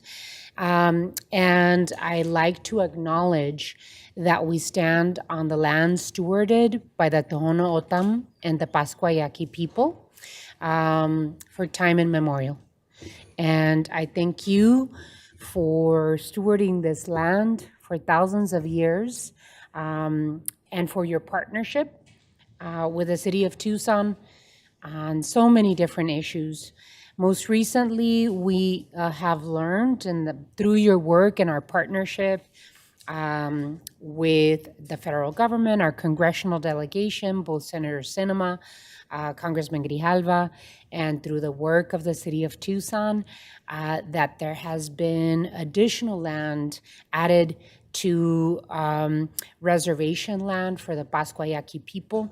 It is traditional Pascua Yaqui land that has a lot of history, and it is part of Old Pascua. So I do have a proclamation to read in recognition of these acts, of what we've seen in the recent history of what we've been able to add to Pascua Yaqui land. So on behalf of the city of Tucson and the office of the mayor of the city of Tucson, Arizona, I'd like to read this proclamation. Whereas the Pascua Yaqui are of an ancient and enduring people indigenous to this land. The tribe recognizes cultural affiliations with the ancestral Sonoran Desert people and with our related cultural communities throughout the greater Southwest region, including areas that are now make up the United States and Northwest Mexico. Holders of Yaqui cultural knowledge tell of ancient Yaqui settlements along the river in Pima County, Arizona, now known as the Santa Cruz, and of trade between Yaqui ancestors and their neighbors. And whereas Congress passed the Old Pascua Community Land Acquisition Act of 2022, PL 117-275, the Act, which was signed by President Joseph Biden on December 27, 2022, directing the Secretary of the Interior to take into trust for the Pascua Yaqui tribe of Arizona certain lands in Pima County, Arizona, within the city of Tucson limits, in the compact designated area for gaming and for other purposes of economic development. And whereas the Pascua Yaqui tribe and the city of Tucson have established a cooperative and mutually respectful and beneficial government-to-government relationship that enhances the quality of life for both tribal members and Tucson city residents throughout the region. And whereas the city of Tucson and the Pascua Yaqui tribe have entered into an intergovernmental agreement entitled First Amended and Restated Intergovernmental Agreement between the city of Tucson and the Pascua Yaqui tribe, which is incorporated herein by reference. And whereas on January 18th, 2024, Jesse Durham, Regional Director of the Bureau of Indian Affairs for the Western Region, and the Pascua Yaqui Tribe Chairman Peter Yocubicio signed the transfer of the deeds for the old Pascua land to the Pascua Yaqui Tribe's reservation during a ceremony at Casino del Sol in Tucson, Arizona. Whereas today is a day of celebration for the Pascua Yaqui Tribe and the city of Tucson. Old Pascua is a Tucson and Arizona treasure, and the completion of the acquisition will help the tribe maintain ties to their community and help strengthen and protect the Yaqui culture, religion, and the community of San Ignacio cultural area, consistent with the tribe's right to self-determination. And now, therefore, I, Regina Romero, Mayor of the city of Tucson, Arizona, do hereby proclaim January 18th, 2024, to be the Old Pascua Community Reservation Day in this community and in honor of the Pascua-Yaqui tribe's successful fee-to-trust transfer of ancestral Old Pascua community land in the city of Tucson to the Pascua-Yaqui tribe. In witness whereof, I have hereunto set my hand and caused the seal of the city of Tucson, Arizona, to be affixed this 18th day of January 2024. Muchas felicidades. Thank you so much. Congratulations, Pete. And I have some copies. Do you want to say something, Chairman? We bless the city and the great city of Tucson and the great state of Arizona. For we have been here for thousands of years. In recent memory, our cultural preservation specialists dated an ancient river that goes right down Calle Sur towards the Santa Cruz River Basin to 400 BC. And the Yaqui have been here making a life. We choose to make this our home, have chosen for a long time, and still the way to do it is work together in unison with the city, county, and the state, and the federal government to get the best results for everybody that comes in God's country right here, Tucson, Arizona. Muchísimas gracias. Dios los bendiga. Dios emchokwe utesia.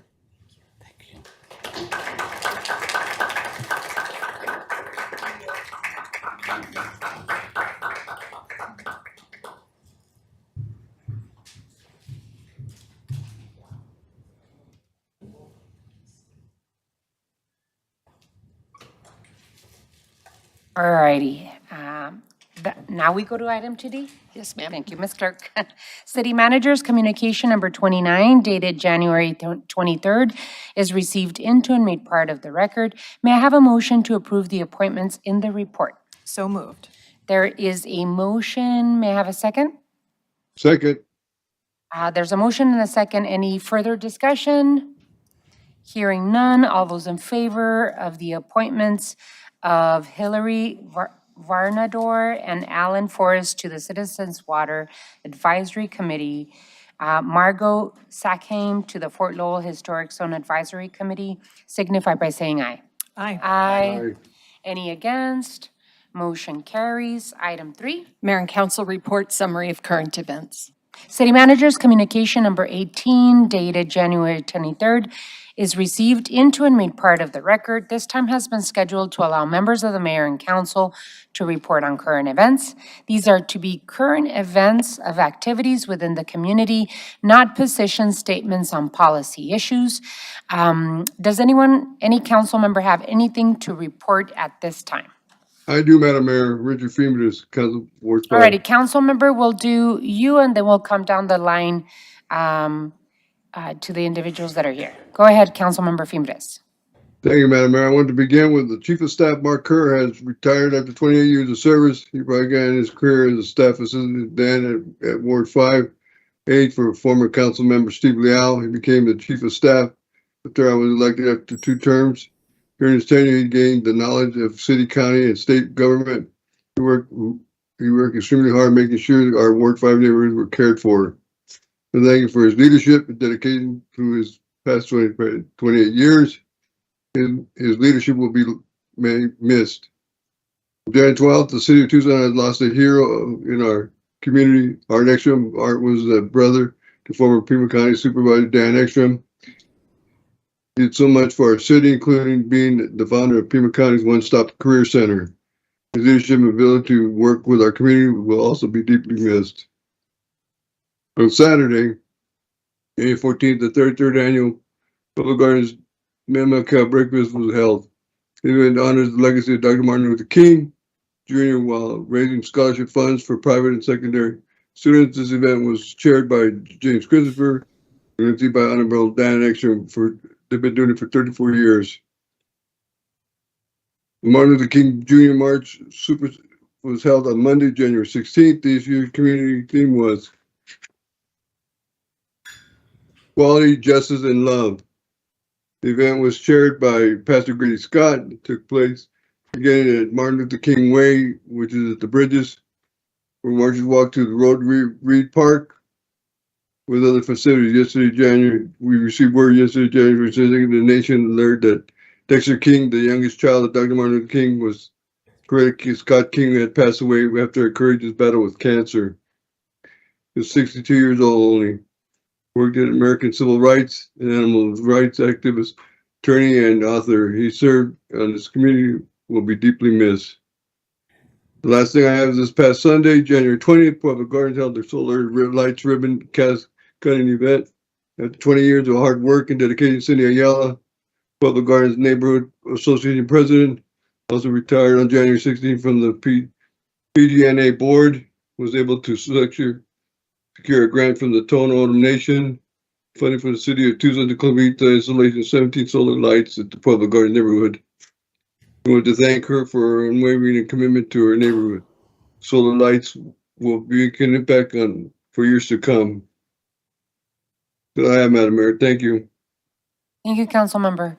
Oh, one more thing. I have a wagon ready for rodeo, Madam Mayor. I hope you go with me again this year, the rodeo parade. There you go. Thank you. Councilmember Cunningham. Just wanted to wish my condolences to the Ekstrom family on the loss of Art. I know that Councilmember Fimbra has mentioned it. Art ran the One Stop in Los Artes program. He was he was a force of nature. He's going to be truly missed in the community. Condolences go out to Jennifer and Dan and the rest of the family. The other one is, again, Councilmember Fimbra mentioned it. We lost Dexter Scott King a week after Martin Luther King Day. I think that's something to be mentioned. He, for the most part, carried on his father's legacy rather well, and I want to acknowledge that Tucson was his friend. Thank you, Vice Mayor Dahl. Thank you, Mayor. Want to wish a belated happy birthday to our friend Bill Nugent. I'm not going to mention his age, but 50 of his friends celebrated his birthday Friday night at his watering hole, the Shanty. In absentia, I'd like to congratulate Ann Chineka, who's been appointed, a brilliant appointment by our city manager, to head Housing and Community Development. Ward 3 works a lot with public housing. We have the Tucson House there, and she has been magnificent in her earlier roles. Thank you there. Then I brought a prop, as I often do. Buffalo grass is an invasive weed. It comes from Africa. It's deadly because it is explosively flammable. And if let go unchecked in our desert, we will lose our saguaros. The Arizona Sonoran Desert Museum is working to coordinate efforts to eradicate this. February will be Save Our Saguaros, Beat Back Buffalo Grass Day. And I wanted to bring a buffalo grass. They're not really green right now, but they're really easy to pull out right now because of the rains. So if you see any buffalo grass, give it a tug and throw it away. That's my announcements. Thank you. Thank you, Vice Mayor. And Councilman Lee. Nothing for me this week, Mayor. I want to also add my voice to my condolences to the Ekstrom family. Arthur Art Ekstrom Jr. passed away on January 12th at the age of 80. Art was a fierce advocate for labor unions and helped thousands of people throughout Pima County find work. A South Tucson native and Army veteran, Art Ekstrom began his work in Pima County in 1983 as a regional reemployment manager and later as the Pima County Director of Employment and Training. He created the One Stop Career Center and helped to create the Ending Poverty Now program, which we just passed our Prosperity Initiative. That's based on the work that Art Ekstrom did for Pima County and the city of Tucson. He served as the local president and staff for the United Steelworkers of America under the leadership of Maclovio Barraza. Art, on a personal note, was my boss when I worked at Pima County, still going to college, and in my first professional job as a summer youth employment program coordinator. And Art taught me so much about giving back to our community and about what it means to invest in the most vulnerable communities in our county. He will be absolutely missed by this community.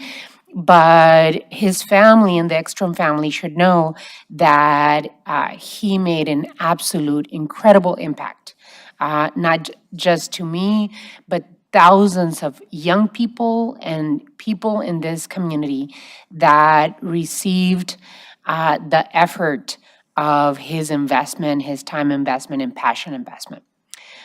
He will be absolutely missed. On a happier note, the Gem and Mineral and Fossil Show returns to Tucson on January 27th. Every year, the Gem Show brings more than 65,000 visitors to Tucson and is a favorite destination for students and families. This event helps to support our small businesses, restaurants, and hotels. Last year, I visited with the vendors, visitors, and organizations to welcome them and thank them for supporting Tucson.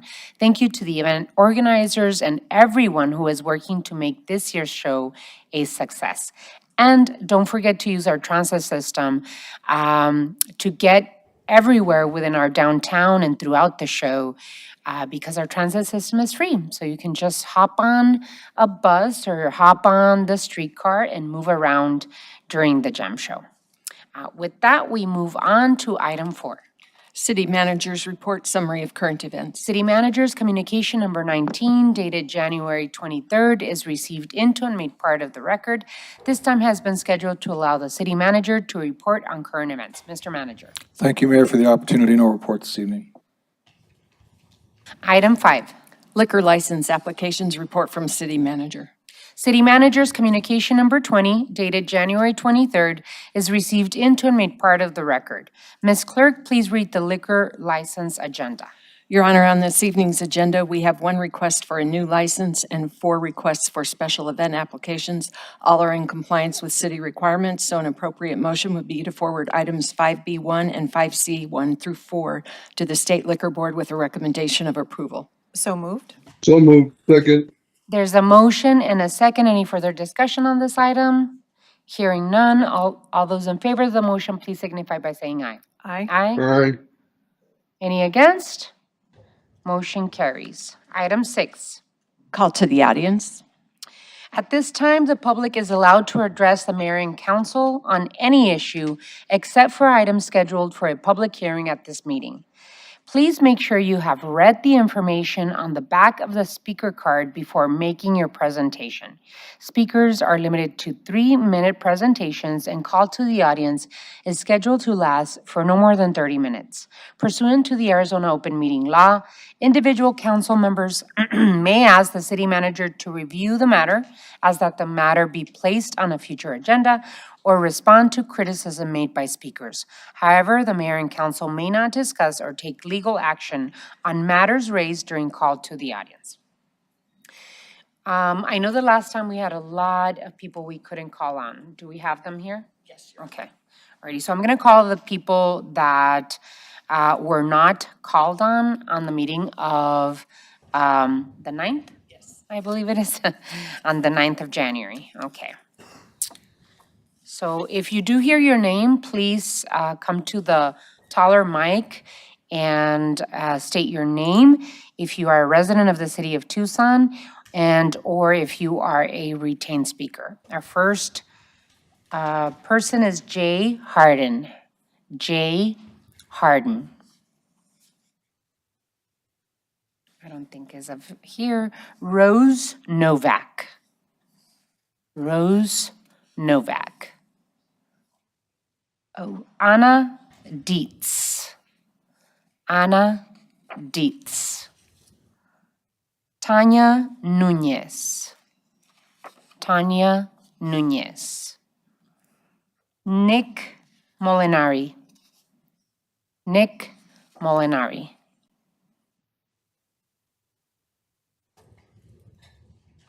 Vic Meadows.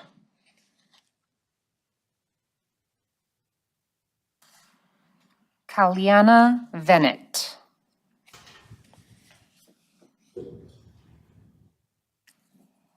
Mayor and City Council, thank you for the opportunity to speak today. My name is Kalyana.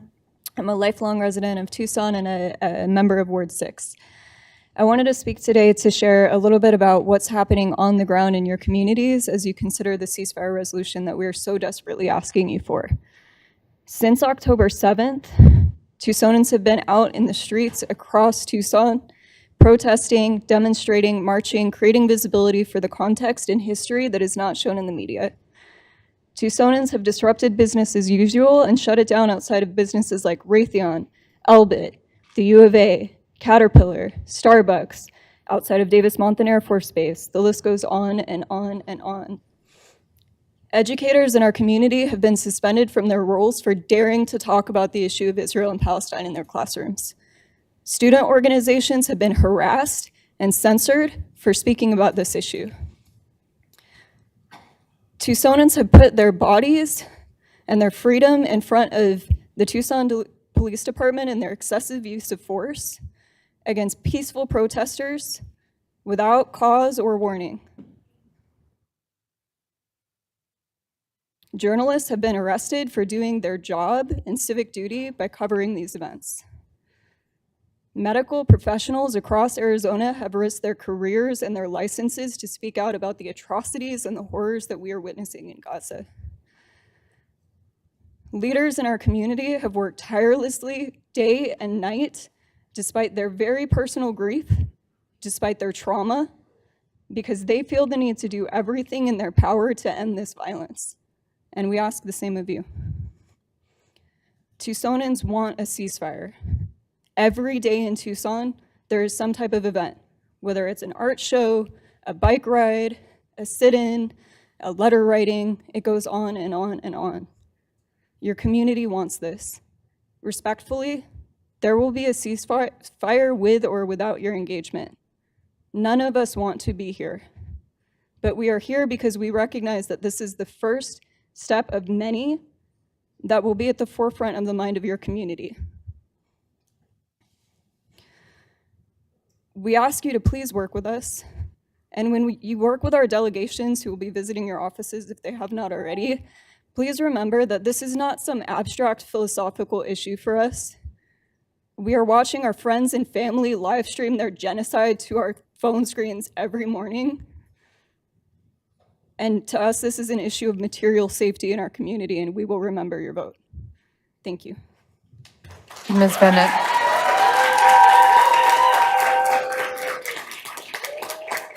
Javier Martinez. Javier Martinez. Michael Cajero.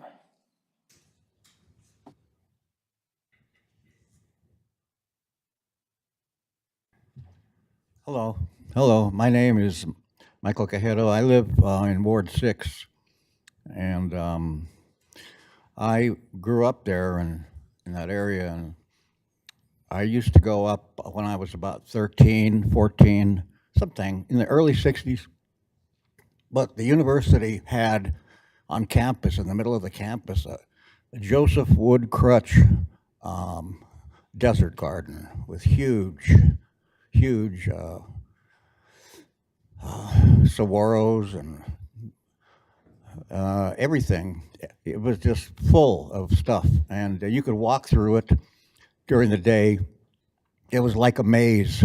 You just kind of let your mind go, and it was just a very fanciful, beautiful thing. And around the early 60s, I swear, something happened, I don't know. They put in a new code, and they had to get rid of stuff like that.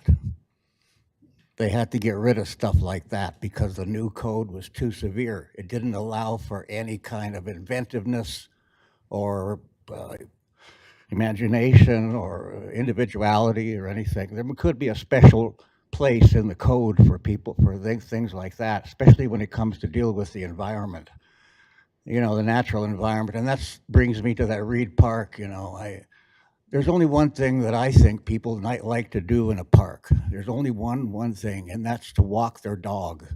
That's what they want to do. They want a place to walk their dog and, take care of the business, do a little urinating or whatever you have, but then you have to come pick it up in the morning. It's sort of like Rio Vista. Have you been up to Rio Vista? I'm sure you've walked up there and seen the park up there. It's beautiful. It's really a nice park, but I think they should follow that example. and cut down on the water. It'll cut down on water and save money, and you can put in, make more pickleball courts, and that'll bring in more money. But I'm concerned about the gentrification issue because it's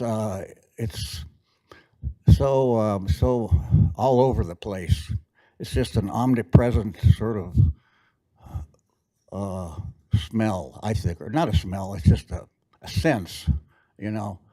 It sparks my, you know, when animals have that fear built into them, and I think that's what happens to some of the people in Tucson. You know, I don't know why, but they get, you know, they have a lot of steam to let off. I don't know why that is, but they do. But I think the park, the Reed Park, I would try not to put in more cement. Okay, Ward 3.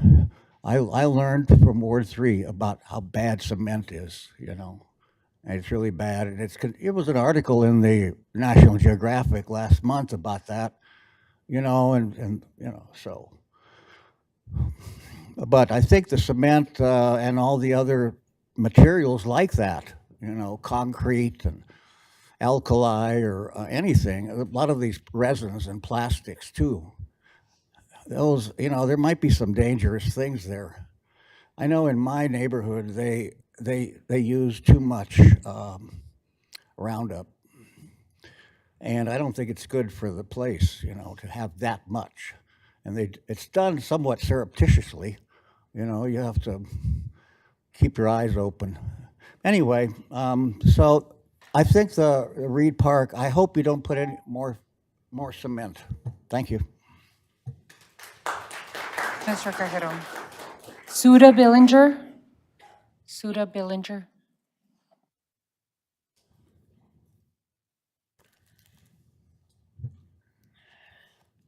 Thank you for having us here to be able to speak today. This is my third time being here, so I'm very grateful that we were able to speak. I did want to comment on the last couple of meetings I have been here. You guys seem really bored and irritated to have to be listening to people. And that's not okay. That's really not okay. The eye rolling, the yawning, and the zoning out, it's not okay. You have to listen to your voters.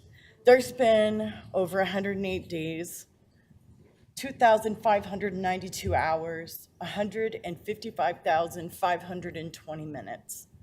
There's over 25,105 dead, over 62,681 injured. There's more than 500,000 people that face catastrophic hunger.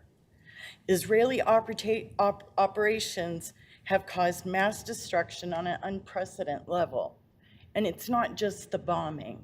The nights in Gaza have been dropping below 50, all while 1.8 million are displaced and the rest of the homes have been bombed. No electricity, no gas.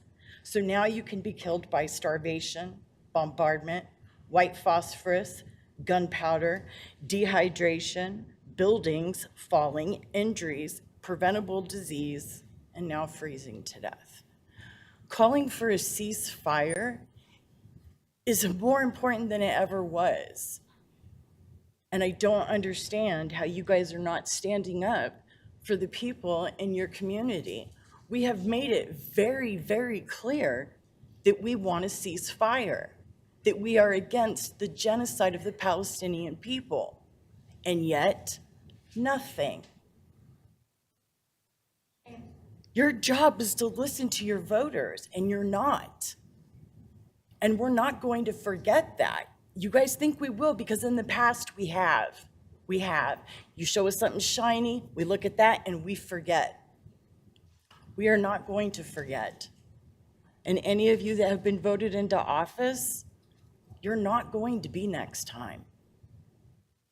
More Americans want a ceasefire. Please listen to your constituents. That's all I have to say. Ben Bueller Garcia. Ben Bueller Garcia. Ben Bueller Garcia. Tim B. Bruce Plank.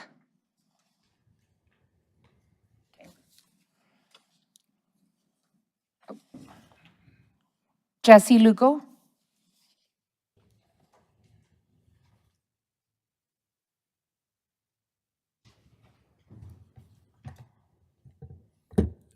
Honorable Mayor, honorable council members, city staff, my name is Jesse Lugo, Ward 5 homeowner for 50 years.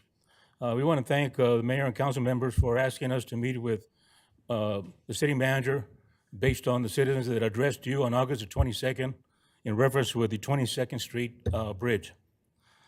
We the people, the City of Tucson Department of Transportation has proposed to close the aviation entrance into the 22nd Street heading east, as this is the most important transportation project in the city of Tucson that will impact future generations.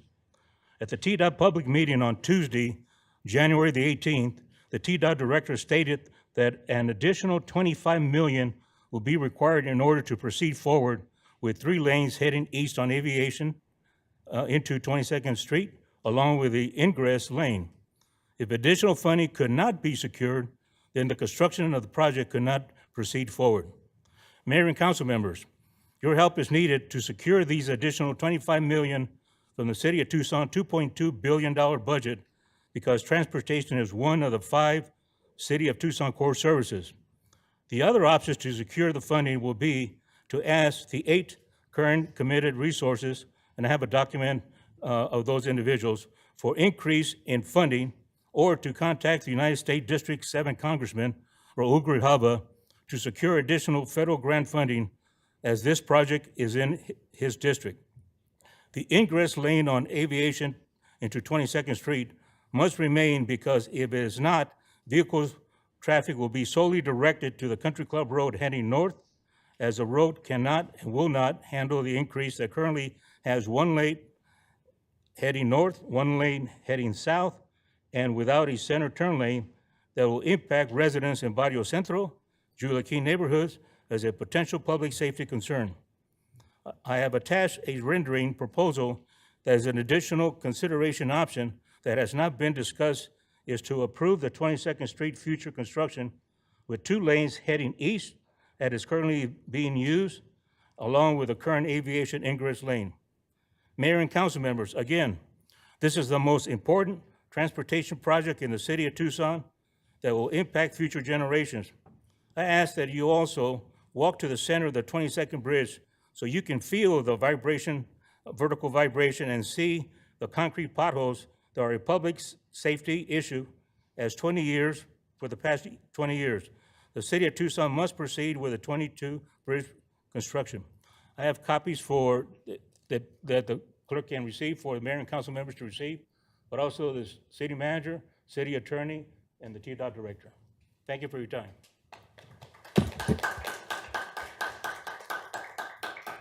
Alan Khalil or Kasich? Kasich, yeah, Alan Kasich, I believe it is. They look like L's, I'm sorry. Hi, how you doing? First of all, I thank you. Can you get close to the mic, please? Thanks. Hello, Mayor, Consul. Honored to be here, proud to be an American, proud to be living in this wonderful city. Thank you for all you do, and I look at you and I look at our forefathers and how hard they fought for me to stand here. So it's a privilege, and I'm here to see whether or not if the clawing in Pima County on animals is allowed. Because if it is, I would like to make a petition to make it illegal to save a cat claw. And we have invented a product to help bring nature inside the house so people don't have to be so dramatic in taking care of a temporary problem. And does anybody know if declawing a cat is illegal, in the city of Tucson? I don't know, that would be a Pima County Health Department issue, but we can absolutely direct you to the right people at Pima County Animal Care. and Health That's Department. correct, Mayor, and I'll follow up with the speaker with exchange contact information so Thank we you very can much. do that. Because where I live, there's a lot of animals that go free. And, at night you hear the coyotes, and then you think about these poor animals that the owner has taken away their primary method of defense. And it's just hearing yiping. It's just so unfair, because when God gave them to us, he didn't tell us to take off the parts that we don't like. So all we're trying to do is give the cat the surfaces that they were born to be in. So we have spent our life on putting together the utility patents that are necessary to bring this product to the market and make it easier and take the trauma out of cat ownership. And that's it. Thank you. And I really do thank all of you. Thank you, It's a Mr. pleasure. Kisek. God Thank bless. you. Thank you for your presence. Nat Garcia. Nat Garcia. Hello, my name is Nat Garcia. I'm a citizen of Tucson. I live at Tucson and Grant. I've got a business on 29th Street between Swan and Craycroft. I talk with a lot of people. I go to a lot of the meetings, and I wanted to talk about the homeless on, I think they call it 100 acres something. I'm not real sure. My wife's going to kill me if I say it wrong. But I understand there's pressure to get rid of them, to clean the area out. And I don't think that's a great idea. The people that they are living there. I know we talk about affordable housing.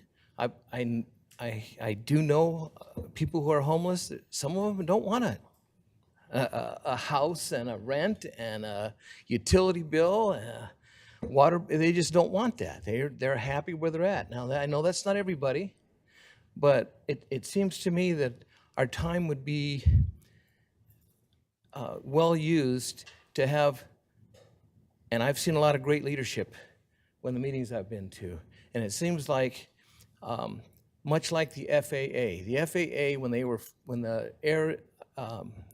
first flying, they had a lot of wrecks, a lot of problems, and so they decided that, hey, we better stop this problem ourselves, self-govern, okay? Or the government's going to come in and tell us what to do. So they formed what's now the FAA. They govern themselves, and I think that these people there, if they just had the right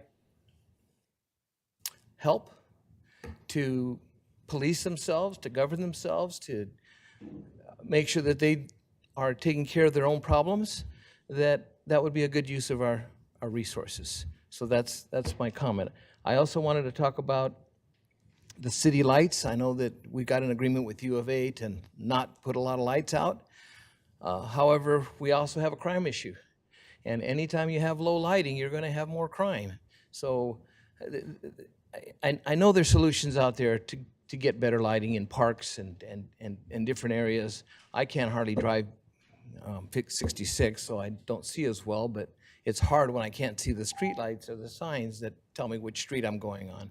So it causes, if not an accident, I'm almost shook up or get upset because I missed my turn and because I can't see the street light. So that's what I wanted to talk about. Thank you. And I appreciate, I didn't see anybody rolling their eyes today. Thank you. Thank you. Phoebe Robinson. Phoebe Robinson.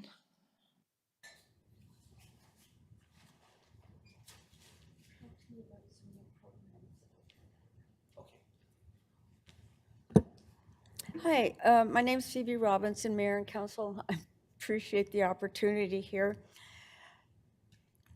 I also wanted to speak about an issue with code enforcement, but your website also.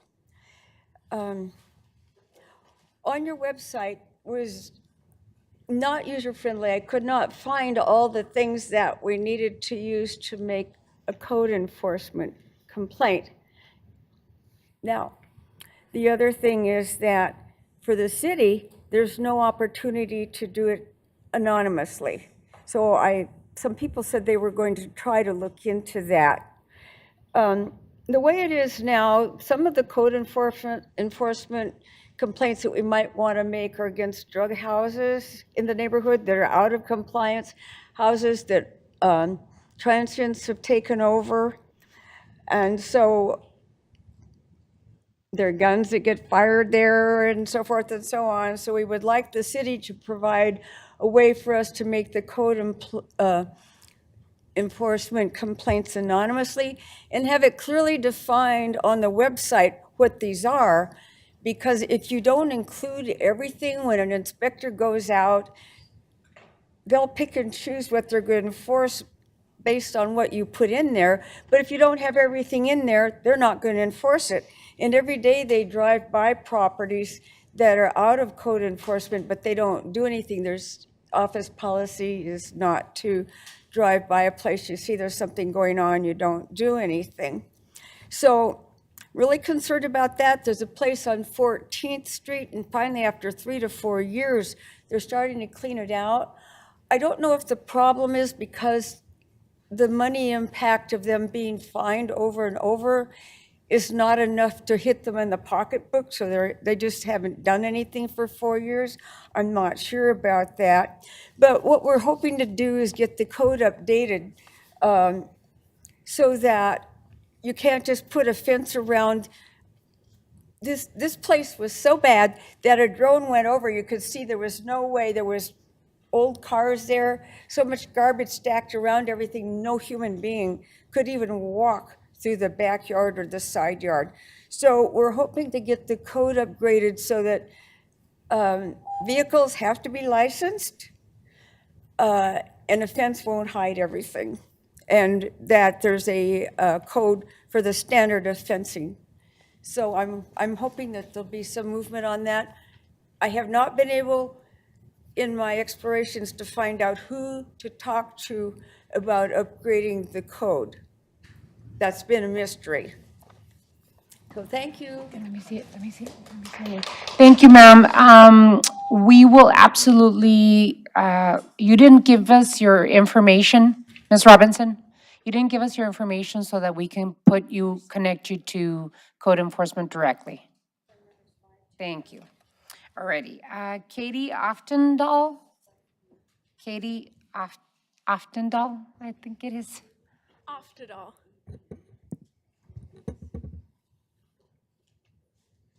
Thank you for the opportunity that I have to speak here. I'm a Tucsonan born and raised. Growing up, my dad is a military history buff, and my older brother was obsessed with airplanes. As you can imagine, I quickly learned how to identify the planes that flew over our house on the way to Davis-Monthan Air Force Base. I knew their names and even could identify them by the sound. The booming aftershocks of the F-16s, the subtle whine of the A-10 Warthogs, and the steady rumble of the C-130 Hercules. At the same time I was learning my airplanes, children like me, in a desert town like this one, were also learning how to identify aircraft by the sound. Not to impress their fathers or brothers, but to know if their houses were going to be bombed that day. 3 such children were killed in September of 2016 in a Saudi-backed airstrike on a well drilling operation in Yemen. The U.S. didn't have political ties to this strike, but it sure had financial ties, especially here in my hometown, Tucson. When the dust had cleared and the bodies were buried, a Human Rights Watch identified the shrapnel. The bomb itself was made by General Dynamics in Texas, but the guidance system attached was traced back to the Raytheon facility right here in Tucson. A guidance system that locked a 500-pound bomb onto a group of civilians rejoicing for water in the desert. This is not an isolated incident. Since the Cold War, Tucson has been a key player in the war economy of the U.S., an economy which uses our tax money not to help us and our children, but to kill and maim children across the world. As a lifelong citizen of Tucson, I am asking you to call for a ceasefire, divest from genocide, and work to end the bloody war economy in Tucson. Thank you so much, Mayor. Thank you. Banda Fugate, I believe Fugate, Banda Fugate. I'm sorry if I mispronounced. Thank you. Okay, so I'm nervous, so bear with me. My name is Vonda Fugate. I am a native Arizonan. I was born in El Mirage, Arizona. I moved to Tucson 30 years ago, and I've been here ever since. I'm trying to talk about keeping the transit free. This is my first time I have been homeless and not getting on my feet right away. This is a very hard time to get around with no money, looking for work, struggling, fighting for my unemployment, my disability. I've been doing this for 8 months. And in between that 8 months, I lost my husband of 30 years. And he was deported in Mexico, long story. But I'm asking to keep the transit free because I use the buses and On Demand all the time. And On Demand, they pretty much know me by my first name. And I worked at Sister Jose, Mayor, when you came, probably about 6 years ago, give or take. I was working there. And you did a walkthrough, and I'm just trying to fight to keep it free for those that need it, the ones that really need it, that use it. There are some that abuse it. There are some that use it because they really need it, and I'm one of them. And I've just trying to fight it for everybody that are really using it for the truth. And it's something that, I mean, if I don't have the money and you guys put the ticket back on, I have to walk, and I walk everywhere. I walk about 10 to 20 miles a day. And I have to get to my interviews. I've missed interviews because I don't have money to get on the bus or even get free. You know, sometimes they have the free cards, Sister Jose's. I go there every single day. And I'm just asking to keep it free for all of us that really need it. And that's me, is one of them. One of many. And there's a lot of changes in Tucson. I've seen it. A lot of crazy going on in Tucson. But just asking to keep the transit free. All of it. Okay. Thank you very much for your time. Ms. Fugate. Suzanne Schaefer. Suzanne Schaefer.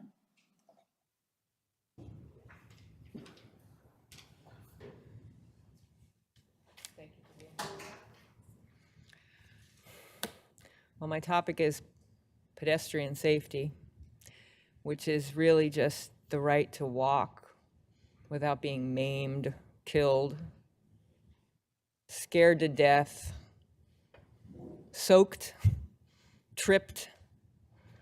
And so I know this is something you all care about, and it's on my mind for several reasons recently, partly because I'm part of the Tucson Food Share community, and we have our location just north of the deadly Grant Stone intersection, and so I lately am often one of the first people that hears about it when another human has been mowed down there. Another reason that it's on my mind right now is because it's raining.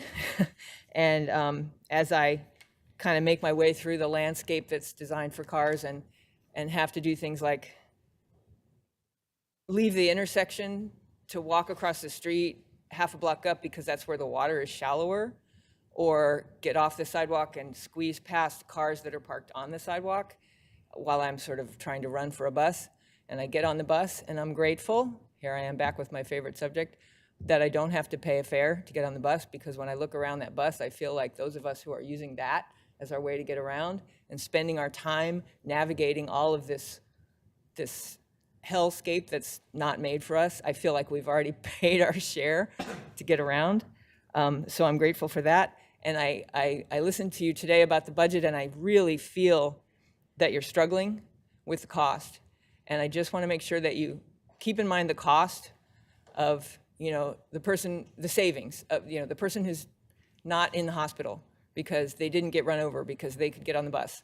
The person who's not in court because they didn't have to drive with their suspended license. The person who doesn't lose custody of their kids because they missed their supervised visit. Those things are really hard to calculate, so I just want you to always kind of remember what we gain. Thanks. Thank you, Ms. Schaefer. That was the last card. And we've accomplished or went through our 30 minutes. So thank you all so much for coming. We value your input. We move on to item 7. Consent agenda items A through I. Reports from the city manager on the consent agenda are received into and made part of the record. Ms. Clerk, you are requested to read the consent agenda. Your Honor, on this evening's consent agenda, item A is approval of minutes. Item B is an intergovernmental agreement with the Regional Transportation Authority of Pima County, RTA, for transportation funding and regional transit service improvements. Item C is an intergovernmental agreement with the Regional Transportation Authority, RTA of Pima County, for the provision of fixed route transit services, SunTran, for designated areas of Pima County, Town of Marana, and City of South Tucson. Item D is an intergovernmental agreement amendment with the Regional Transportation Authority of Pima County for transportation funding in the Grant Road Improvement Project, Phases 3 and 4. Item E is real property authorization and acquisition of development for a new park within the Barrio Nepal neighborhood.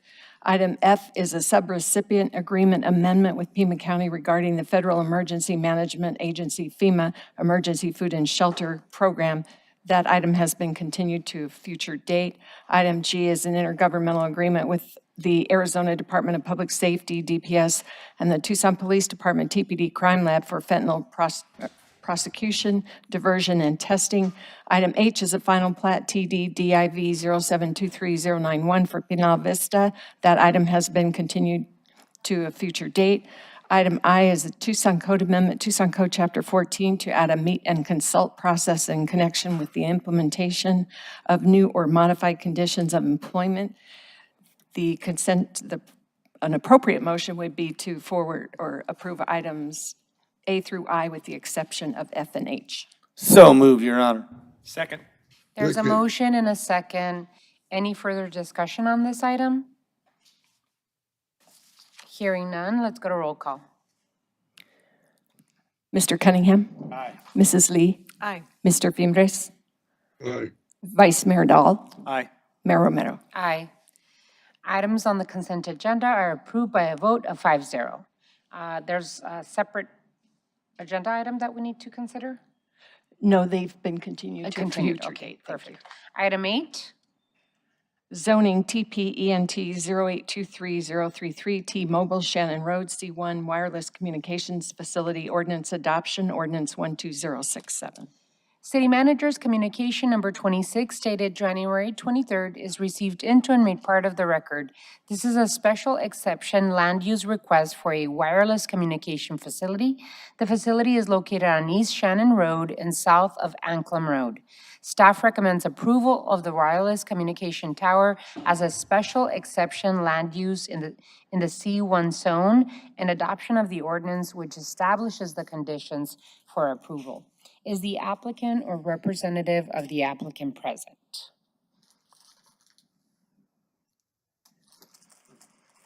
They're not present. Do we need a agreeable to the proposed agreements? Mayor, that's not necessary. I think that as long as it's already on the record and the approval is subject to those conditions, you don't really need an agreement from them because the approval is subject to that set of conditions. Thank you, Mayor. Perfect.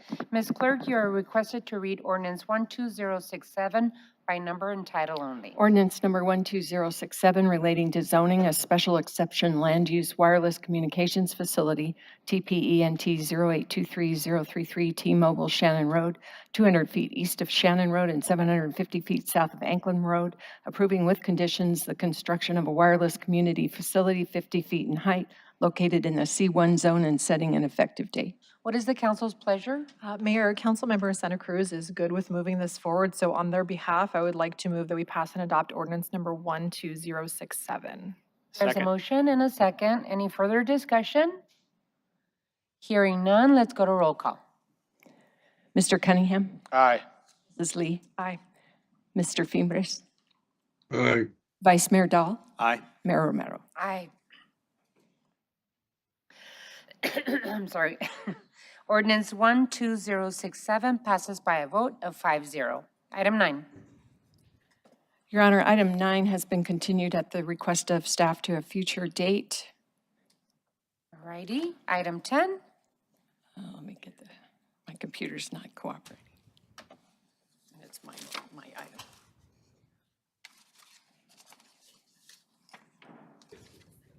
Item 10 is the appointment of the city clerk, approving an extension of the employment agreement, ordinance 12068.